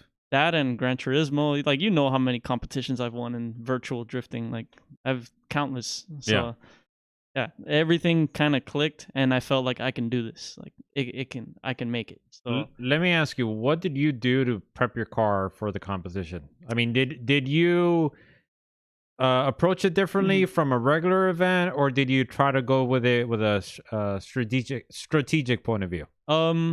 More so treated it like a regular event, but I did make some special considerations, because the week before for Formula Drift Aftermath, I went to OKC for the first time just to get seat time on there and see the track, feel it, and just understand what the kind of line I need to take, what my car needs to be like, how do I say, like how to set up my car for that track. So as I got seat time there, I noticed right away my car was way too gripped up for it. I've been preparing my car for Klutch Kickers for like the last year, and decided that like after seeing the competition this year at Klutch Kickers, my car wouldn't really cut out there anymore. If it was the case last year, I probably had a better chance, but I'm hesitant to go in there, so I wanted to dip my toes in my first competition, something more grassroots. So when I got there, my car was too gripped up. I had to take a little bit of grip out, so I took away a little bit of toe, stiffened up the rear a little bit just so it can like slide easier, and like be more on throttle, because before I had to let off a lot on throttle, and some of these guys were like with Wise Fab kits just like on throttle, full lock, wide open throttle the whole way through the track, and I needed to stay on them. So I set up the car a little bit looser, had fun with it, and that was it. Like we just went. What was your approach in deciding a spotter for the competition? I knew Noel had experience spotting. I never had experience spotting. I'll explain that later, but go ahead. Our buddy Giacomo used to compete in Pro-Am and other grassroots events. One event. Yeah, but I couldn't think of anybody that understood the actual tactics of battle more than Noel. So I called Noel, and I actually didn't even call him. I just put him as my spotter. Yeah. I was like, Noel, you're it. Obviously, Gaby doesn't know a lot of people, so. No, I have friends, but I trusted Noel because he knows about tactics as far as FD and virtual drift competitions. He's participated in some, so he understands we've tactics. We've had a lot of conversation on how things should have gone for certain battles. So you understood that like we are on the same page for a lot of things. Yeah. And I've done judging for different events before, and it's like, you know, it's a detail-oriented job, and so I kind of try to translate my experiences from judging to spotting for him. I'll be honest, it was my first official time spotting for anybody, because the time I spotted for Giacomo, the radios didn't work. So I was just so like, what'd you do? Just stood there eating wings? What the heck? Well, I was like, this is kind of cool. I'm in the spotter stand with like all these other like spotters. The FD judges are right there. Jared's there. Like you could actually like talk to the judges and be like, hey, what do you think of this or that? You know, so I was just like, all right, cool. I'll just hang out up here, and there was like pro drivers coming up too, so you kind of hang out. So it was kind of a cool place to hang out but that was 9 years ago. The people were like, you kind of supposed to be talking to your guy or something. Like, we're here for the wings. But that was 9 years ago, and from then till last weekend I haven't spotted for anybody. So when he volunteered me to spot, I was like, oh, dude, I'm kind of nervous. Like, well, I made it simple for him. Yeah, I gave him a task of analyze the competition and like tell me what their habits are, what they're doing on track, and relay that info to me. So that way, once we know who we're battling, like I'm already prepared. I know what this guy's doing. We were the only people. Me and Noel were the only spotters that were actually spotting. I mean, maybe Jeff Abbott was as well. Jeff Abbott, yeah, he was there spotting for Chris. There was not many spotters actually doing their job if they were supposed to be spotters. Yeah, I think everybody was just winging it. They're just going because it's grassroots. They're just having fun, just going at it. But no, there was people that were spotters, but they weren't like. They weren't really doing. They weren't doing anything, but it was a cool experience, and from my perspective, because it kind of gave me. It was like we said, like I can go into this without too many jitters because it wasn't a huge event or anything like that. But it was kind of cool to like pay attention to other drivers, not just to watch drifting, but to see what their habits were. And also, like, I was also relaying information to Gabby as far as like, hey, I noticed you did this, so maybe we could adjust this or that. And it was cool. And he made the adjustments right away. Like Gabby, I was like, man, it's gonna be kind of a tough adjustment. Gabby got it right away. He figured it out. And even then, I was still trying to figure out because there was some parts of the course where the judges wanted the car to be, and it didn't seem natural. And I was just at the end, I was like, dude, don't even worry about that. Just go right through that part and just and just finish off the course. I think you should be fine. And it worked out pretty well in my experience. But keep going, man. Yeah, the thing is, during practice, they kept changing the cones around and the layout a little bit, like where the outer zones begin and end. And then even before on the track walk, I was kind of arguing with Rome a little bit because they wanted us to like go to the touch and go and then completely run an outside line there, transition, and stay wide through a chicane. And it's like, it's super awkward. You're going to choke up, and you're going to choke up the car behind you. Abrupt. Like, very I was abrupt. Like, this line won't work. And so I was like trying to tell him, like, are you sure you don't want us to hit the touch and go, stay midline, and then hug the outside exiting so you keep momentum through the turn? And then even Chris Jackson, Noel, they're all looking at me like, no, bro, they want to go outside. And it's like they're trying to like say it in a condescending way, and I'm there like, no, that doesn't work. It shouldn't be like that. And then when I did it in practice, every time somebody behind me strained out or went off track. And because I was the only one actually trying that. Everybody was actually... should have done it every time. Yeah, well, everybody throughout practice was actually on inside, middle, inside. And then later on started swinging out wide. But most people were ignoring the touch and go in the first part of the chicane. Yeah. So. After I saw a few of his runs, I was like, okay, we're going to make the adjustment by not going all the way out. Hit the touch and go, but from there, shoot across the chicane and then finish off the run there. Because... honestly, that it was not natural. Yeah. That line that they were choosing was just like really weird. And nobody else was doing it. So like, why? Yeah. Once we noticed that nobody was actually running that line, we just went for touch and go, kind of stay in the center, and then just hit the outside clipping point and go. And even Rome adjusted that. He's like, okay, I guess they're not going to go all the way out there. So he modified. They completely ignored that. They were all middle of track. So yeah, but anything else new to your driving experience there? I mean, it was your first competition. Yeah, I want to compete more. You got the bug. Yeah, like I want to compete more. The only thing is that I was telling the guys this after the event. I felt a little bit burned out because I've been doing like a lot of events consecutively for the last 3 or 4 months. So I wanted to take a break for like a month or two, and then probably come back to the next round of America's Union if they announce it like within reasonable time. So I'll probably do that, and then for sure I'm going to be at Holy Shift for U.S. Drift Circuit. And then let's see, maybe I'll do Klutch Kickers in one of the final rounds. Because I don't want to put all that effort where I prepared the car for it and not do it at all. Like, right. I still want to experience it. It's just I'm hesitant because the cars are just crazy. They're just insane. Like, you sure your nitrous is working? Yeah, it's not working. You need a bottle. I've gone back to Jackson like 4 times or 3 times to try to fix it, and every time we fix it, something else goes wrong, and then something else goes wrong. Working. So we're gonna try to fix it. You didn't go through a bottle, right? At all? I've already refilled twice. Oh, really? So yeah, but what's not working? It's spraying somewhere. Spraying somewhere. But it did work. Spraying onto his rear wheel like Forsberg.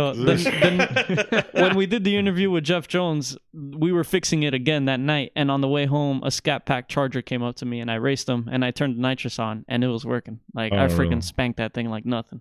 At a closed course, I would presume, with nobody around. We were in Mexico. Yeah. Okay, thank you. I was in Mexico. Thank you. The highways of Mexico. Yes, indeed. Paul, you were there for the event for what purpose? Yes. Well, I was there. I wasn't supposed to go. And then I was talking to my wife. She was like, "Go." So I was like, "Okay, I'll go." So That's a good wife. That's a good wife. Decided to go. Yeah. And Tim was supposed to have you there, and you let him down. And then Rich also bailed.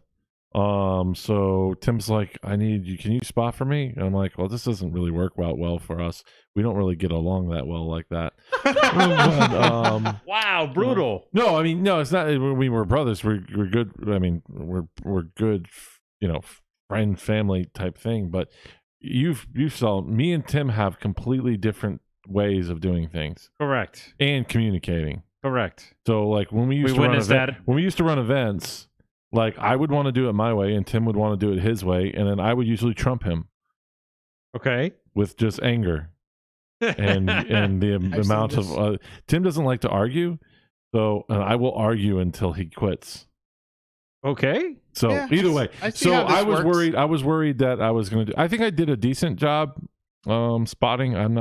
This was my first time ever spotting for anybody.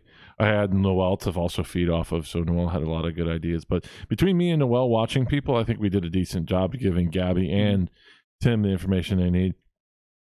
Tim, he probably needs to get an alignment in the car and a bolt nut and bolt check. That's what I kind of told him, because everything's loose. Yeah, I do that before every event. I align my car every event. He's like, "Oh, I ran." I'm like, he's like, "I haven't run in this." I'm like, "Well, even more reason to do a nut and bolt check. The fact that you haven't, but it's like a sway bar was almost coming off. Oh, like boy. there was like there. I think if he went through a nut and bolt check of that car, it would probably be 10 times better of a car. Oh yeah. Anytime you go to a drift event with a car, things are loosening up, getting stressed out. I mean, and honestly, if now that I found that Alec is running a 2-way, I think 2-ways are faster. Well, it's more technique with them. The Japanese drifters like using 2-ways. I loved 2-way. Yeah. Because the thing is, they set them up to lock at different torque points, and like the different throttle modulations. Yeah. So it lets them play with the throttle and like play with grip. They're like, rah, rah, rah, rah. That's why you see them playing with the throttle. My 30, I built the LSD in it, and I loved the way that felt. Mm-hmm. And Tim had it welded forever on his E30, and he fought me on it, and then eventually did it, and he loved the way it felt. So I'm gonna have it welded in this, and that'll be my first welded on a car that I'm actually gonna drive. Welded feel good on these, so you'll be fine. We'll see what it feels like. Yeah. But either way, so I thought I did a decent job. I probably didn't do the best job, but I also didn't get an argument with Tim. I just kind of try to help him do what he can do. But then he had I guess I ended up throwing him off the track. Wait, what? No, how'd you do that? I don't know. I meant mind powers. I told him I'll go to the outside and then dive in. And then oh no, there's something else, but I'll let him finish. Wait, what? No, how you were saying on his qualifying run, he's probably gonna spin out. Well, I was true. So. Oh boy. But yeah, no, I have a good. My first qualifying run, I did spin out. Yeah, and it was because he was like, he's probably gonna spin out. He jinxed me. And I was like, Gabby, I just knew what was gonna happen. And the whole time I was like, Gabby's not gonna spin out. He already knows the track. I don't think this gets to his head. It was jitters. And I was like, oh, wow, he spun out. No. Like, what and it's funny because I don't think I spun out the whole practice session. That was the only time I spun out the whole day. Yeah, that was because I think the reason it was is because the entry was spot on. Yeah. Everything you're pretty well on all the other zones, and I think that just kind of freaks you out and put too much pressure on you for the end. Like I got a little excited. You're like, I did everything right and really good, and yes, man. Oh, and the judges loved it. Yeah, I'll say like I was getting excited in the car during that run because I knew I was laying down an awesome run. Yeah. And then when I got to the touch and go, I left foot braked a little bit too hard, where I should have probably just e-braked and let off throttle for a second and just got back on it. Yeah. But I just left foot braked it, thinking I can hold full lock there, and I didn't. Like it just spun on me. Yeah. It bit down, and I was like, oh.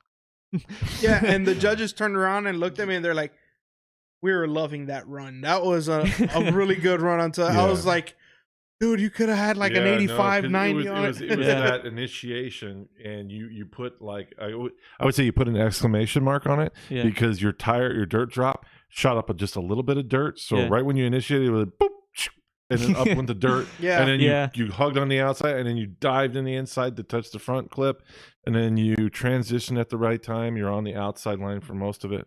Is this it? This is my second qualifying run, where I got the 80-point run. This got me into top 16. Who recorded this? I don't know. I'm just playing what was sent to me. That's not from our view. So that's that's where I spun the first run right there. Yeah. But yeah, I mean, when Rome turned around and told me, like, man, I was like, dude, pro drivers telling me that that was the only time I saw like Alec actually smile. I really appreciate Rome. I have like a newfound respect and love for him because he at the event after my second battle, my top 8 battle where I got eliminated by Christian Cochron. Yeah.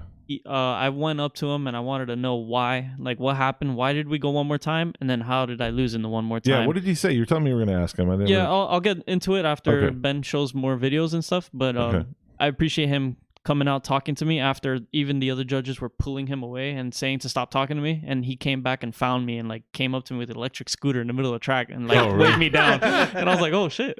Oh wow. Yeah, I know he's like a real nice guy. Yeah, he's a really cool guy. When they interviewed him at Klutch Kickers, he seemed like a really cool guy. Yeah, real nice guy, and he's very enthusiastic about anything that has to do with drifting. I mean, he's like he talks about it like it's his life. You know, he's so excited about it, and it was. I liked seeing him come down to that event to be a judge because, man, not just being a judge, he teched cars. He was helping running the line or like setting up the track. He set up the cones throughout practice. He was out there running. He was a one-man show. Yeah. He really held it down for America's Union. So if you guys can get him back, that's definitely something to be proud of. What are you gonna show next? What is this? I don't even know. That's top 8. That's against Cochron. Oh, okay. Okay, hold on. Let me fix. That's another run from the top 8. I sent them to you in order. Well, it didn't really copy over in order. Ben. There is the first battle from top 16 now. Okay, so you want to show this? Yeah, that if you're gonna show everything. Well, is this a proper order? Yes. Yeah. Yes. Okay. All right. Yeah. All right. So give us a rundown. What's going through your mind right now? After I got the 80, I've placed 11th place. Then I battled against 7th place or 6th place? And that was Zach Calvin, a popular driver in Orlando, great driver. Dude, like freaking stuck it to me, and it was hard to get him off. Yeah. Like he was a great driver. Still is a great driver. His line was just not very good. You can see that car is well set up. It's just the line. He ran a midline. Yeah, he was choking you up there, but your left foot brake really held it together. You see right there when you gave him no room. That's the reason they made you go one more time. Yeah, but that was his fault. He ran but that's an inside the reason line. They made you go one more time. Like he wasn't looking back. I know that for sure. He ran that line naturally. That's why I was in that pocket and set myself up to get back on him the entire time. Yeah. Yeah. I see what Gaby's saying. Like he through outer zone 2. Zach should have been farther out, and because he was so far in, Gaby had to make an adjustment with that left foot brake. And I think they would have rathered you just follow further behind and match the same outside. Or maybe they faulted you for going past the speed limit. It says 5. I know when that happened. I remember I thought I was gonna hit him because like I locked up the front brakes a little bit there. And like I just kept the car in drift. I stayed on like wide open throttle and like full lock on the brakes, and the car held it, and I just got back right on him after that into the touch and go. Oh, here we go. They're gonna start the second run here. Let him go, bro. Yeah. Come on, Gaby. What's going through your mind? Yeah, I was just sending it. I was calm, cool, collected, just going. Like you adjust your rear mirror. Like I didn't look back at all. I just ran the run like if it was a practice run or a qualifying run. Outside line right there. Yeah, you can see they got excited when you ran the rumble strips and nobody was touching them. So I went for the rumble strips there on the second outer zone. I always went out for the touch and go, even though I stayed a little bit wide through it. I know nobody else was staying wide there. Everybody was cutting midline on the chicane. I don't know why. That's what they want. They wanted people on the outside. I don't know why. Like nobody had anybody telling them that what they wanted. Yeah, but there was just an unnatural line, honestly, through that. It was unnatural, but it does. That's the point, right? Is that you're able to control your car and put it in places that it should be. Yeah, but then it becomes a problem in tandem, where the I don't think it's a problem. I think if you run a tight line, if you run the inside, it's actually a problem. We just seen it. When you run a mid line, it's actually a problem for tandem. Yeah, when you run a mid line, you choke up the car behind you in outer zone 2. Yeah, because the radius gets tighter. You guys are talking about two different corners. He's talking about the chicane. No, I'm talking about. You're talking about outer zone 2. No, I'm talking about outer zone 2. What? Oh, well, I thought you were saying. I was talking about the chicane, like because nobody was going. No, I'm talking about. Okay, I'm talking about outer zone 2. Right, so I was the one that pay was attention. Okay. No. Yeah, why don't you just? I am paying attention. Hey, I didn't want this to like break down to like, is it unchaseable or not? Yeah, let's not go into unchaseable. Please, no. We don't want that again, please. No, we're good. We're good. We're good. You sure? Positive? Yeah. Keep going. All right. I just want to make sure because I mean I don't want it to be an issue later on. We're not having an issue. Okay? You're bringing it up as an wow, issue. he's about to insult you. you. All right, here we go. What is this? Well, no, there should have been another battle with the Camaro. Really? Yeah, that was a one more time. Oh, really? Oh, okay. My apologies. All right. Well, actually, 2 of the videos that you sent me didn't work. That's probably it. Well, yeah, you see, it comes out like that. Oh. I don't know how am I supposed to see that. I don't know why it's doing that. Yeah. Yeah, that looks really bad. I don't know if that's when you imported it from your phone to the computer. Probably. But we could probably... let's make out what's happening here. Well, basically, the run was identical with Zach Calvin. Like, my lead run was identical. And then he's doing a play-by-play of his run. Well, you don't have to show them that. What's wrong? It's a video. Go. You can't see anything there. He can't. He doesn't know what. They can visualize it as long as you talk about it. All right. Well, my lead run was identical to my previous lead run. Okay. Hit all the outer zones, hit the touch and goes. Everything was perfectly fine. My chase run, I stayed a little bit wider through the zones, and I didn't like come in so close to him. So I just stayed a little bit wider, so that way he didn't choke me up at that same zone where he choked up before, and I got the win. That was it. That was all. That was reason that they didn't give you the first time. Yeah. You would have just stayed back a little and just stayed on the mid line, just not proper line, but just follow his mid line. Yeah. And not try to get up door to him. But I got a question in regards to this. Okay, bring it on. Did the spotter do his job properly to relay the information? There was a lady with wings. She was walking around giving free wings. There was tacos, all right? Okay, so he wanted the tacos because there was no wings. So he was munching on a taco. He's like, "You're doing good, Gabby. Just keep going. Don't worry, it's really great." Anyway, what does the driver think? No, it's not about the... Okay, actually, yes. Actually, yes. Yes. Did the spotter do his job properly in relaying the information to you on ways you can improve? Mm-hmm. And to with me that's not the reason they made him. He's asking Gabby. So Gabby, let us know. Yeah, during that battle, Noel did fine. Like he relayed to me where he says I didn't give him room to transition, and I thought that was BS because I just copied what he did. So you're doubting your spotter? No, I'm saying like what the judges thought because he says the judges said I didn't give him room to transition. Like I think that was BS that he was running that line. That's the line he ran it again on the second time. Like he did not go to the touch. No, you were right, but it's their perspective. I think was BS on that call. So I it shouldn't have gone one more time, but it did. So it is what it is, and I just kept my distance from him through that zone, and that's how I got the win. But Noel relayed that to me while I was waiting. Like when I was coming around, and I was like yelling at him, "Noel, come in!" Noel! It's like Noel, and then finally he's like, "Yeah, come in here." It was loud up there. Yeah. It was loud. It was loud. I think later when in the second battle I was yelling, he wasn't responding, and I had to yell at Sean, who was like doing my tire pressures. It's like Sean had to run up there and get him, and he's like, "No, Gabby's calling you." Wait, how loud was it? Was it funny card loud? No, it wasn't that loud. Okay, all right. But the radio, in comparison, probably, like. Have you tried to listen to somebody when you're chewing? He was chewing tacos. You can't. No, it's not that. It's that people are all like, oh, blah, blah, and then you just hear like I'm not gonna hear that, you know, like come on, you know, like this. No, it just doesn't work. Next time we'll do earpieces or something because that's just not. Yeah, no, what the setup that Jeff had was the setup to have. Yeah, yeah, he had the headset. Yeah, he had a whole headset on, and the guys that we battled, Cotrone and his team, they had the headsets legit. But that guy wasn't looking at anything. Yeah, that was his spotter was watching. His spotter was Billy Mitchell.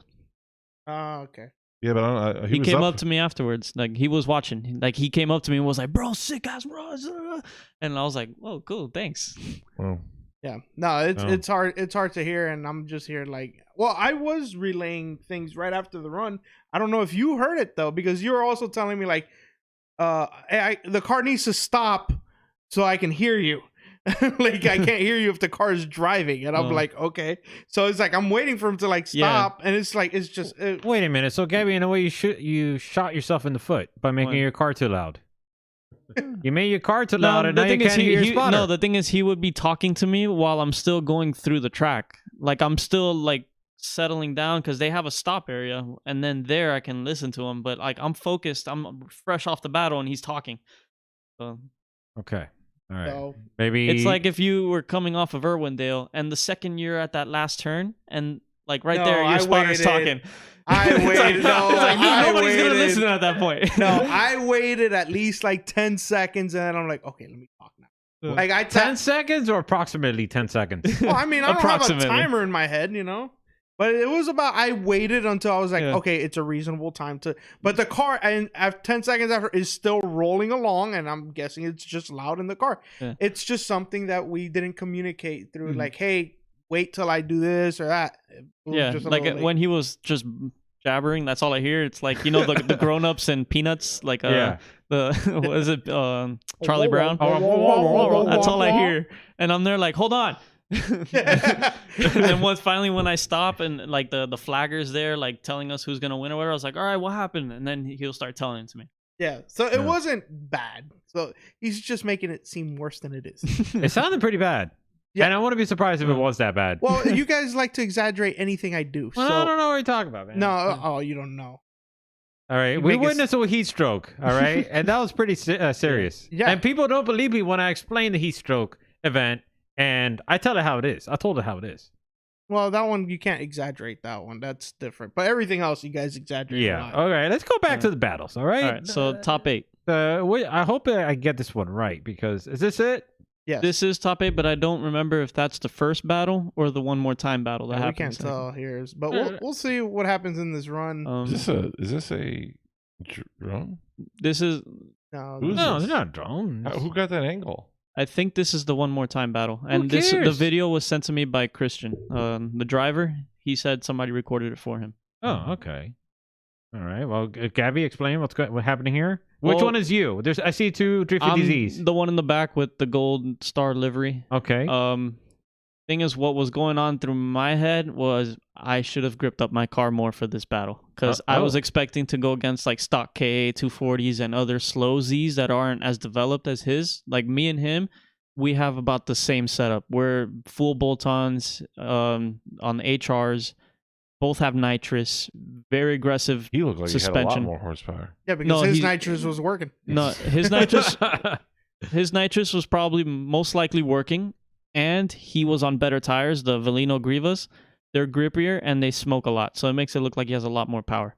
But they're grippier. Like you can see, like he's on it, and he has a Wisefab kit too in the front. I don't have Wisefab, so it gives him less resistance. Yeah. Like he is true zero Ackerman. He can stay on the throttle a lot longer.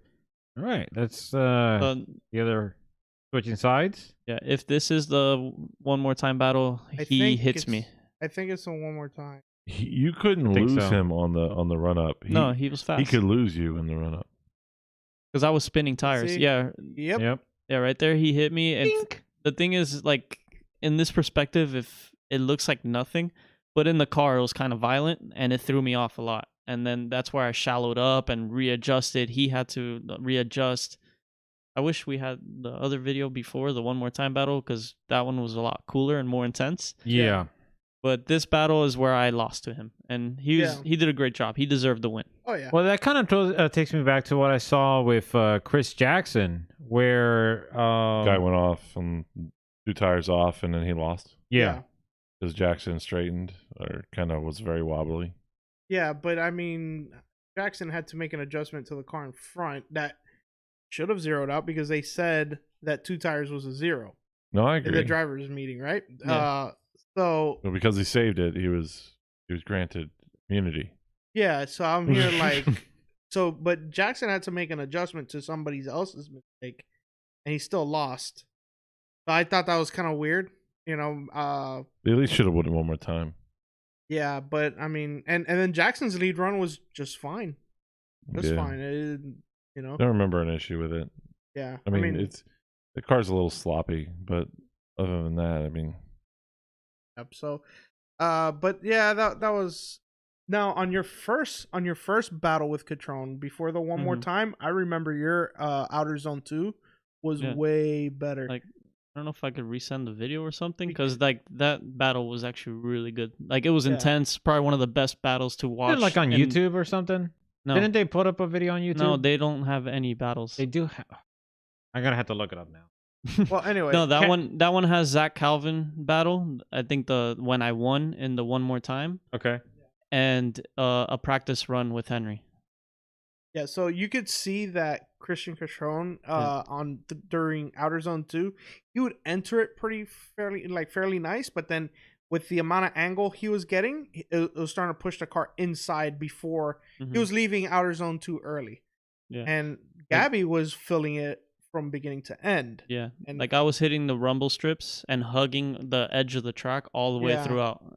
So the one more time call kind of had me a little... Yeah, which that's what I wanted to get to when I talked to Rome, and he explained it to me for like 20, 30 minutes. We were discussing what happened, and what he told me was my lead run was a winning run. Well, hang on. I'm fine.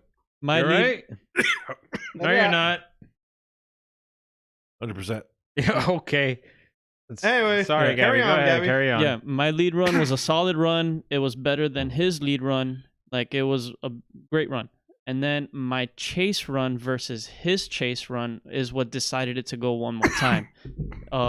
When my chase runs went, I was hesitant to match his angle, and for good reason. Me and Noel talked before that he's throwing in a ton of angle.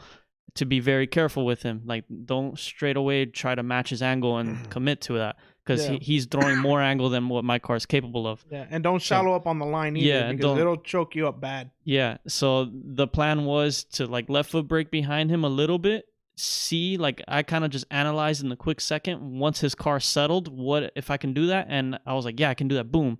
I got back on him and I tried to match his angle as best I could.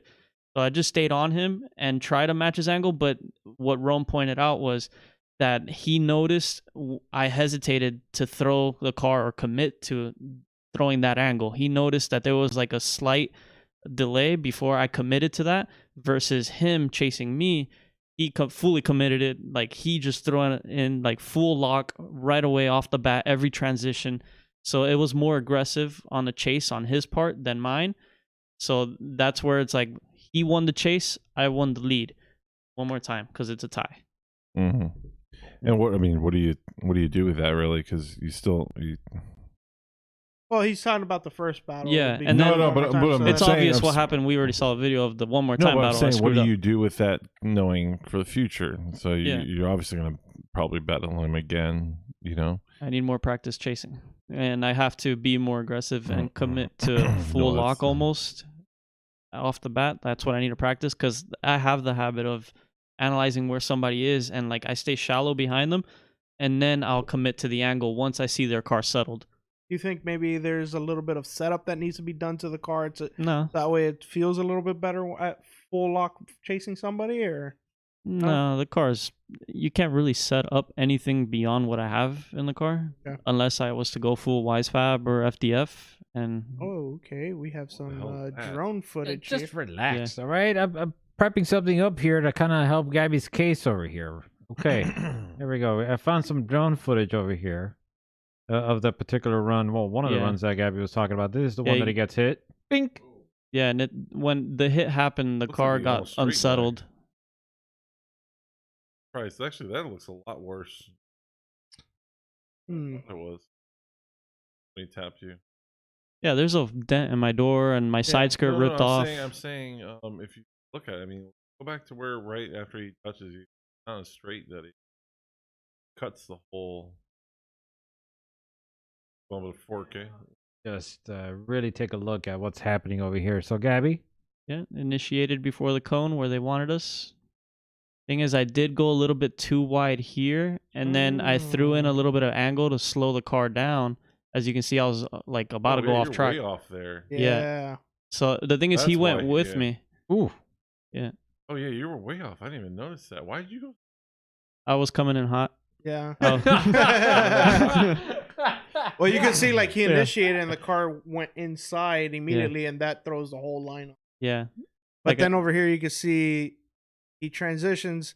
He did make an adjustment in outer zone 2 here, which I was very noticeable from my perspective, which was close to what the judges saw. I think they were really going to key in on that as well. I was like, oh, when I saw that, I was like, I don't know, man. But you can see I was hugging the edge of the track like that all day. Yeah.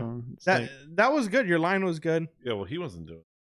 Yeah, I noticed almost every other driver wasn't doing that. Yeah, I know. Well, the girl was. She.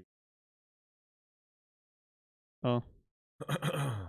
Oh, Mercedes? Yeah, Mercedes. Yeah. Her runs were wow. Yeah. I mean, they were. Her and her boyfriend Brandon are awesome drivers. Yeah, like they're cool people. Like I made good friends with Brandon, and I look forward to driving with them in the future. Yeah. What was Brandon drive? IS 300 with 1J. I think I've seen that. And I was tandeming with him last week on Sunday at the Aftermath. A lot of fun. Well, gentlemen, what other takeaways from the event? I mean, you were there. There was another event. Did Noel drink a nos again and pass out? Or he did drink whatever the hell the red thing. Yeah, well, I was trying to stay awake because, man, with only 15 or 20 minutes of sleep, it's... 5-hour energy, right? Well, I took a 5-hour energy after taking the other energy drink that didn't do anything. Oh, God. So, animal. Well, I had to drive 3 hours. You know, I wasn't about to. If it was my own truck, I would have been like, okay. But it was Tim's truck. I felt responsible. I was like, I want to take care of it, and we got it to his house unscathed. Thank God. Yeah. So, and I have to thank my co-pilot Paul for dealing with me for 3 hours, me talking all the way through, and I felt horrible because I'm like, I'm totally falling asleep to this dude, and he must not be even noticing because like he's still talking to me. No, sometimes you just start snoring, you just, and I'm like, oh man, I lost him. You kept on talking like nothing ever happened though. You were like, yeah, so I kept talking because I wanted to see if it'll keep you awake. Yeah, it did keep me awake, jerk. Yeah, good. I'm pretty sure you fell asleep right after you got home. Yeah, well, I still went to dinner with my sister after, and I was not happy. I was like, no. How was this experience, Gabby? Yeah, oh yeah, let's. Top 16 introduction. It was quick. Happened faster than I could blink. Like, hello there, sir. It was like, hello, your car's loud. Bye. We also can't forget about world famous Chris Jackson was also there. Hello. Yeah. He had what's the name as his umbrella girl? I don't know. Oh, Ben Coop. That's Ben Coop. Yeah, Ben Coop. It's so weird seeing Chris there. Like, I'm not used to seeing him on track being introduced. Like, he's usually like off the track trying to put out fires. Or usually he's the one that's introducing.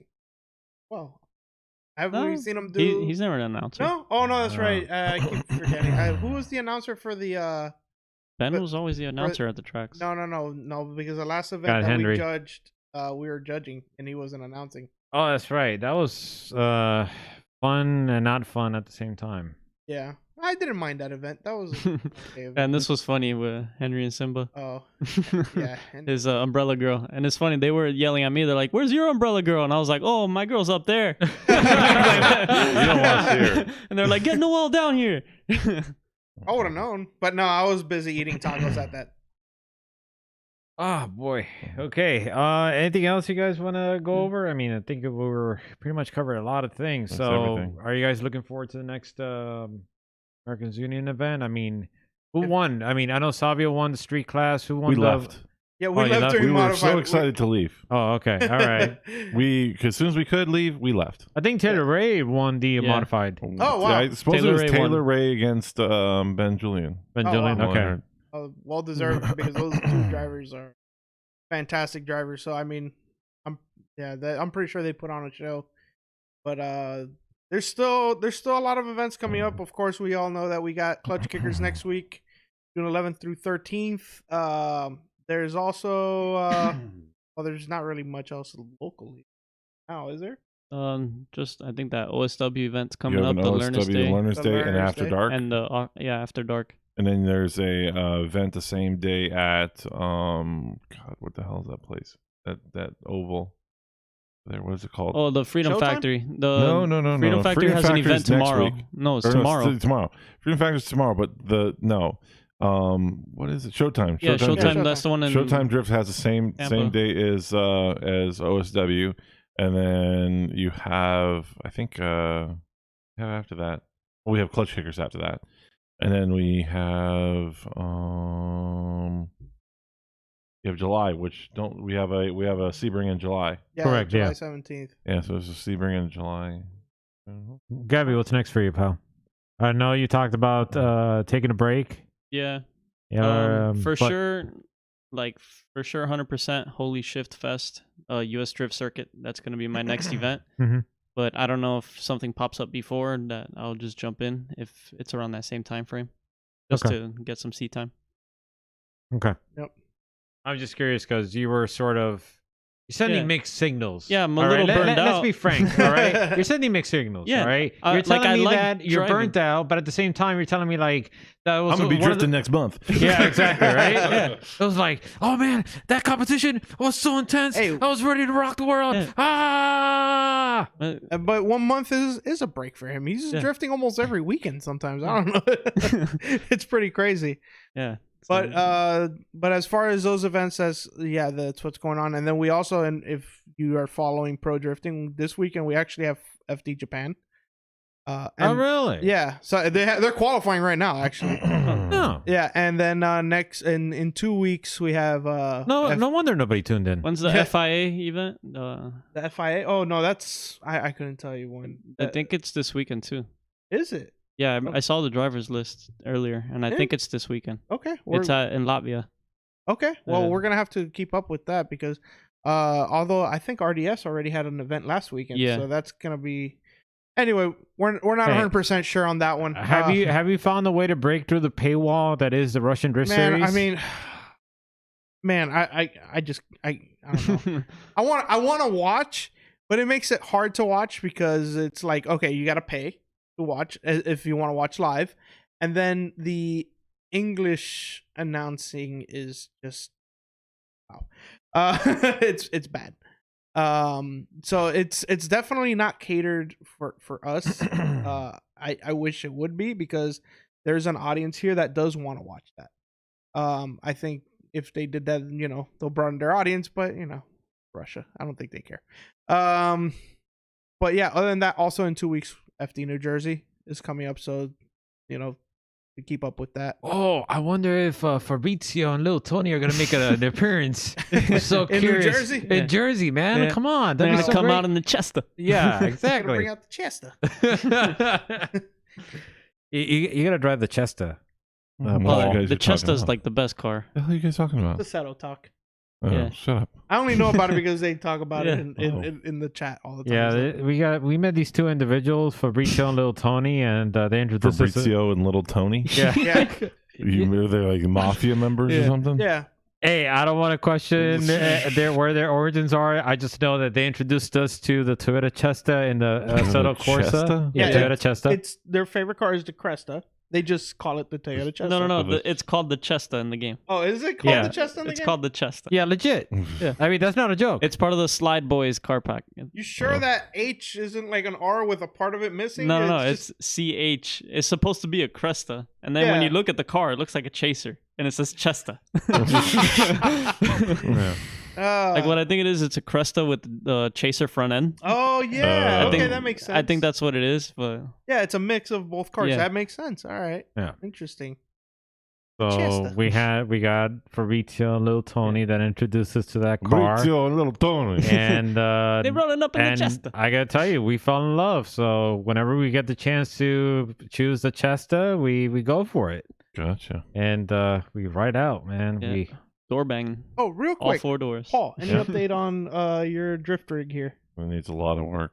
Okay, that's the update. No, the goal is to I want to either go up to the, I don't know if the compound is even safe to drive, but I either want to go up to the compound and try it, or figure out someplace. I may do the Sebring in July, and then go do Holy Shift Fest. Okay. Let's do it. Let's do it. I'm saying just do it. Just do it. Yeah. Yeah. So I just have to get this thing together, but all the parts are here. It's just about putting them on. Well, did you bring my stuff? What stuff? You said you got my arms, man. Oh, I forgot them in You my jerk.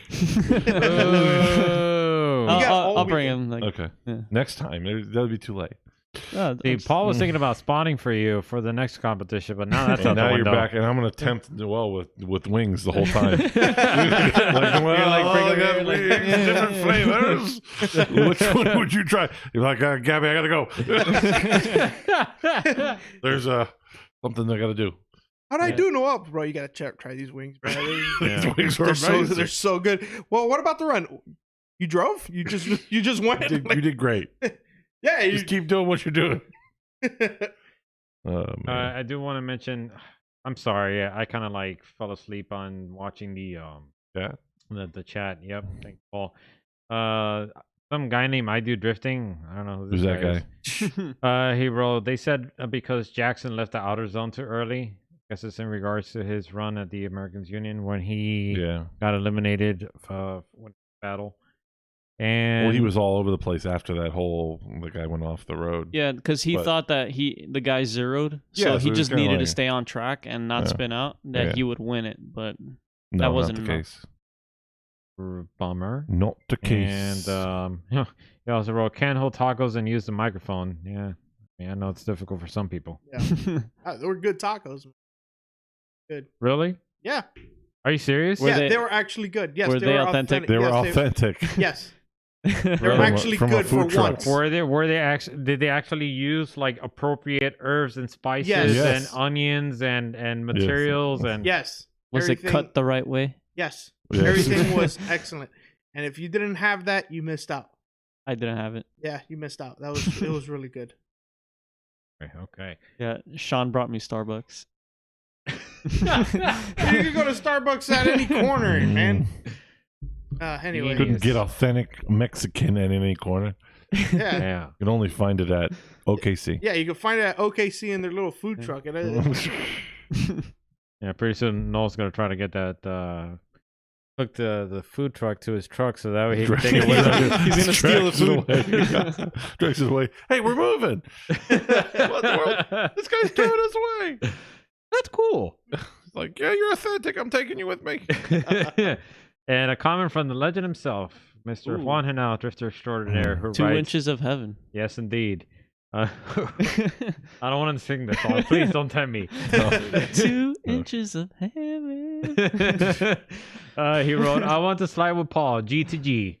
Okay, cool. Yeah, he's got a G35 now. Yeah. Oh, sweet. I mean, is the cat out of the bag? Are we? I mean, what cat? It's out now. I just said it now. Okay, all right. For one. Well, he let it out, right? Yeah, I think he let it out. Well, it's out now. I just said it. Yeah, okay. There it is. No, we don't need to release all the details, all right? He's got a G35. Cool. It's like they say, legends may sleep, but they never die. Awesome. So, all right. if any OG SFL drifters are watching, Juan Henao is back. Okay, fine. Gonna make like fireworks and confetti and like a whole like wrestling. Oh, you can edit that into. Yeah, we'll do it when he's actually back. We'll make like a video of him doing like the thing that he did in that old video. Yeah, that old JDM stand. Yes, indeed. Yeah, I gotta work on something. All right, we'll figure it out. Anywho, folks, Gabby, thank you for filling in for Tim, who unfortunately couldn't make it, but I'm sure he'll be in the next time around. But feel free to come back anytime. Yeah. If you're interested, whether you want to hang out or if you want to just... You better come next week. Yeah, I gotta come to bring his camber arms. Yeah, you do. So. Well, I mean, we're all going to Klutch Kickers, so... You're going for sure, right? He's going. I'm telling him he's going. Yeah. You're gonna who else is gonna take photos for the page? Yeah, for real. Exactly. Yeah, we suck. Yeah. If Noel takes a video or a photo, he'll delete all his photos. Yeah, exactly. He'll be using his camera on his phone. The whole time it'll be pointing back at him. Yeah, you don't trust me with technology. I've told you this. I told you don't trust me with technology, but whatever. You guys keep doing it. It's your mistake. It's your fault. I thought it was. You know that's gonna happen. Oh man, I thought it was just like I could see my face while I'm taking these pictures. I didn't know. What's wrong with this stupid thing? Okay. You do it yourself next time. Yeah, exactly. Just delete it. That's his thing. Just delete it. Anywho. All right. Hopefully we won't have to delete this episode. But folks, thank you for tuning in. We appreciate you taking the time. We hope to see you for the live stream at the Klutch Kickers event happening next weekend. June 11th through the 14th, 13th. Right? 13th, whatever. Well, we'll be there from those days. So if you don't catch us on the live stream, if you're going to be there, catch us on the track. If you're not going to be at the track, catch us at the McGuire's. We'll be there somewhere. We'll be partying. Yeah, we'll be partying, doing whatever we can. Or you can catch us at the island. Yeah, at the island too.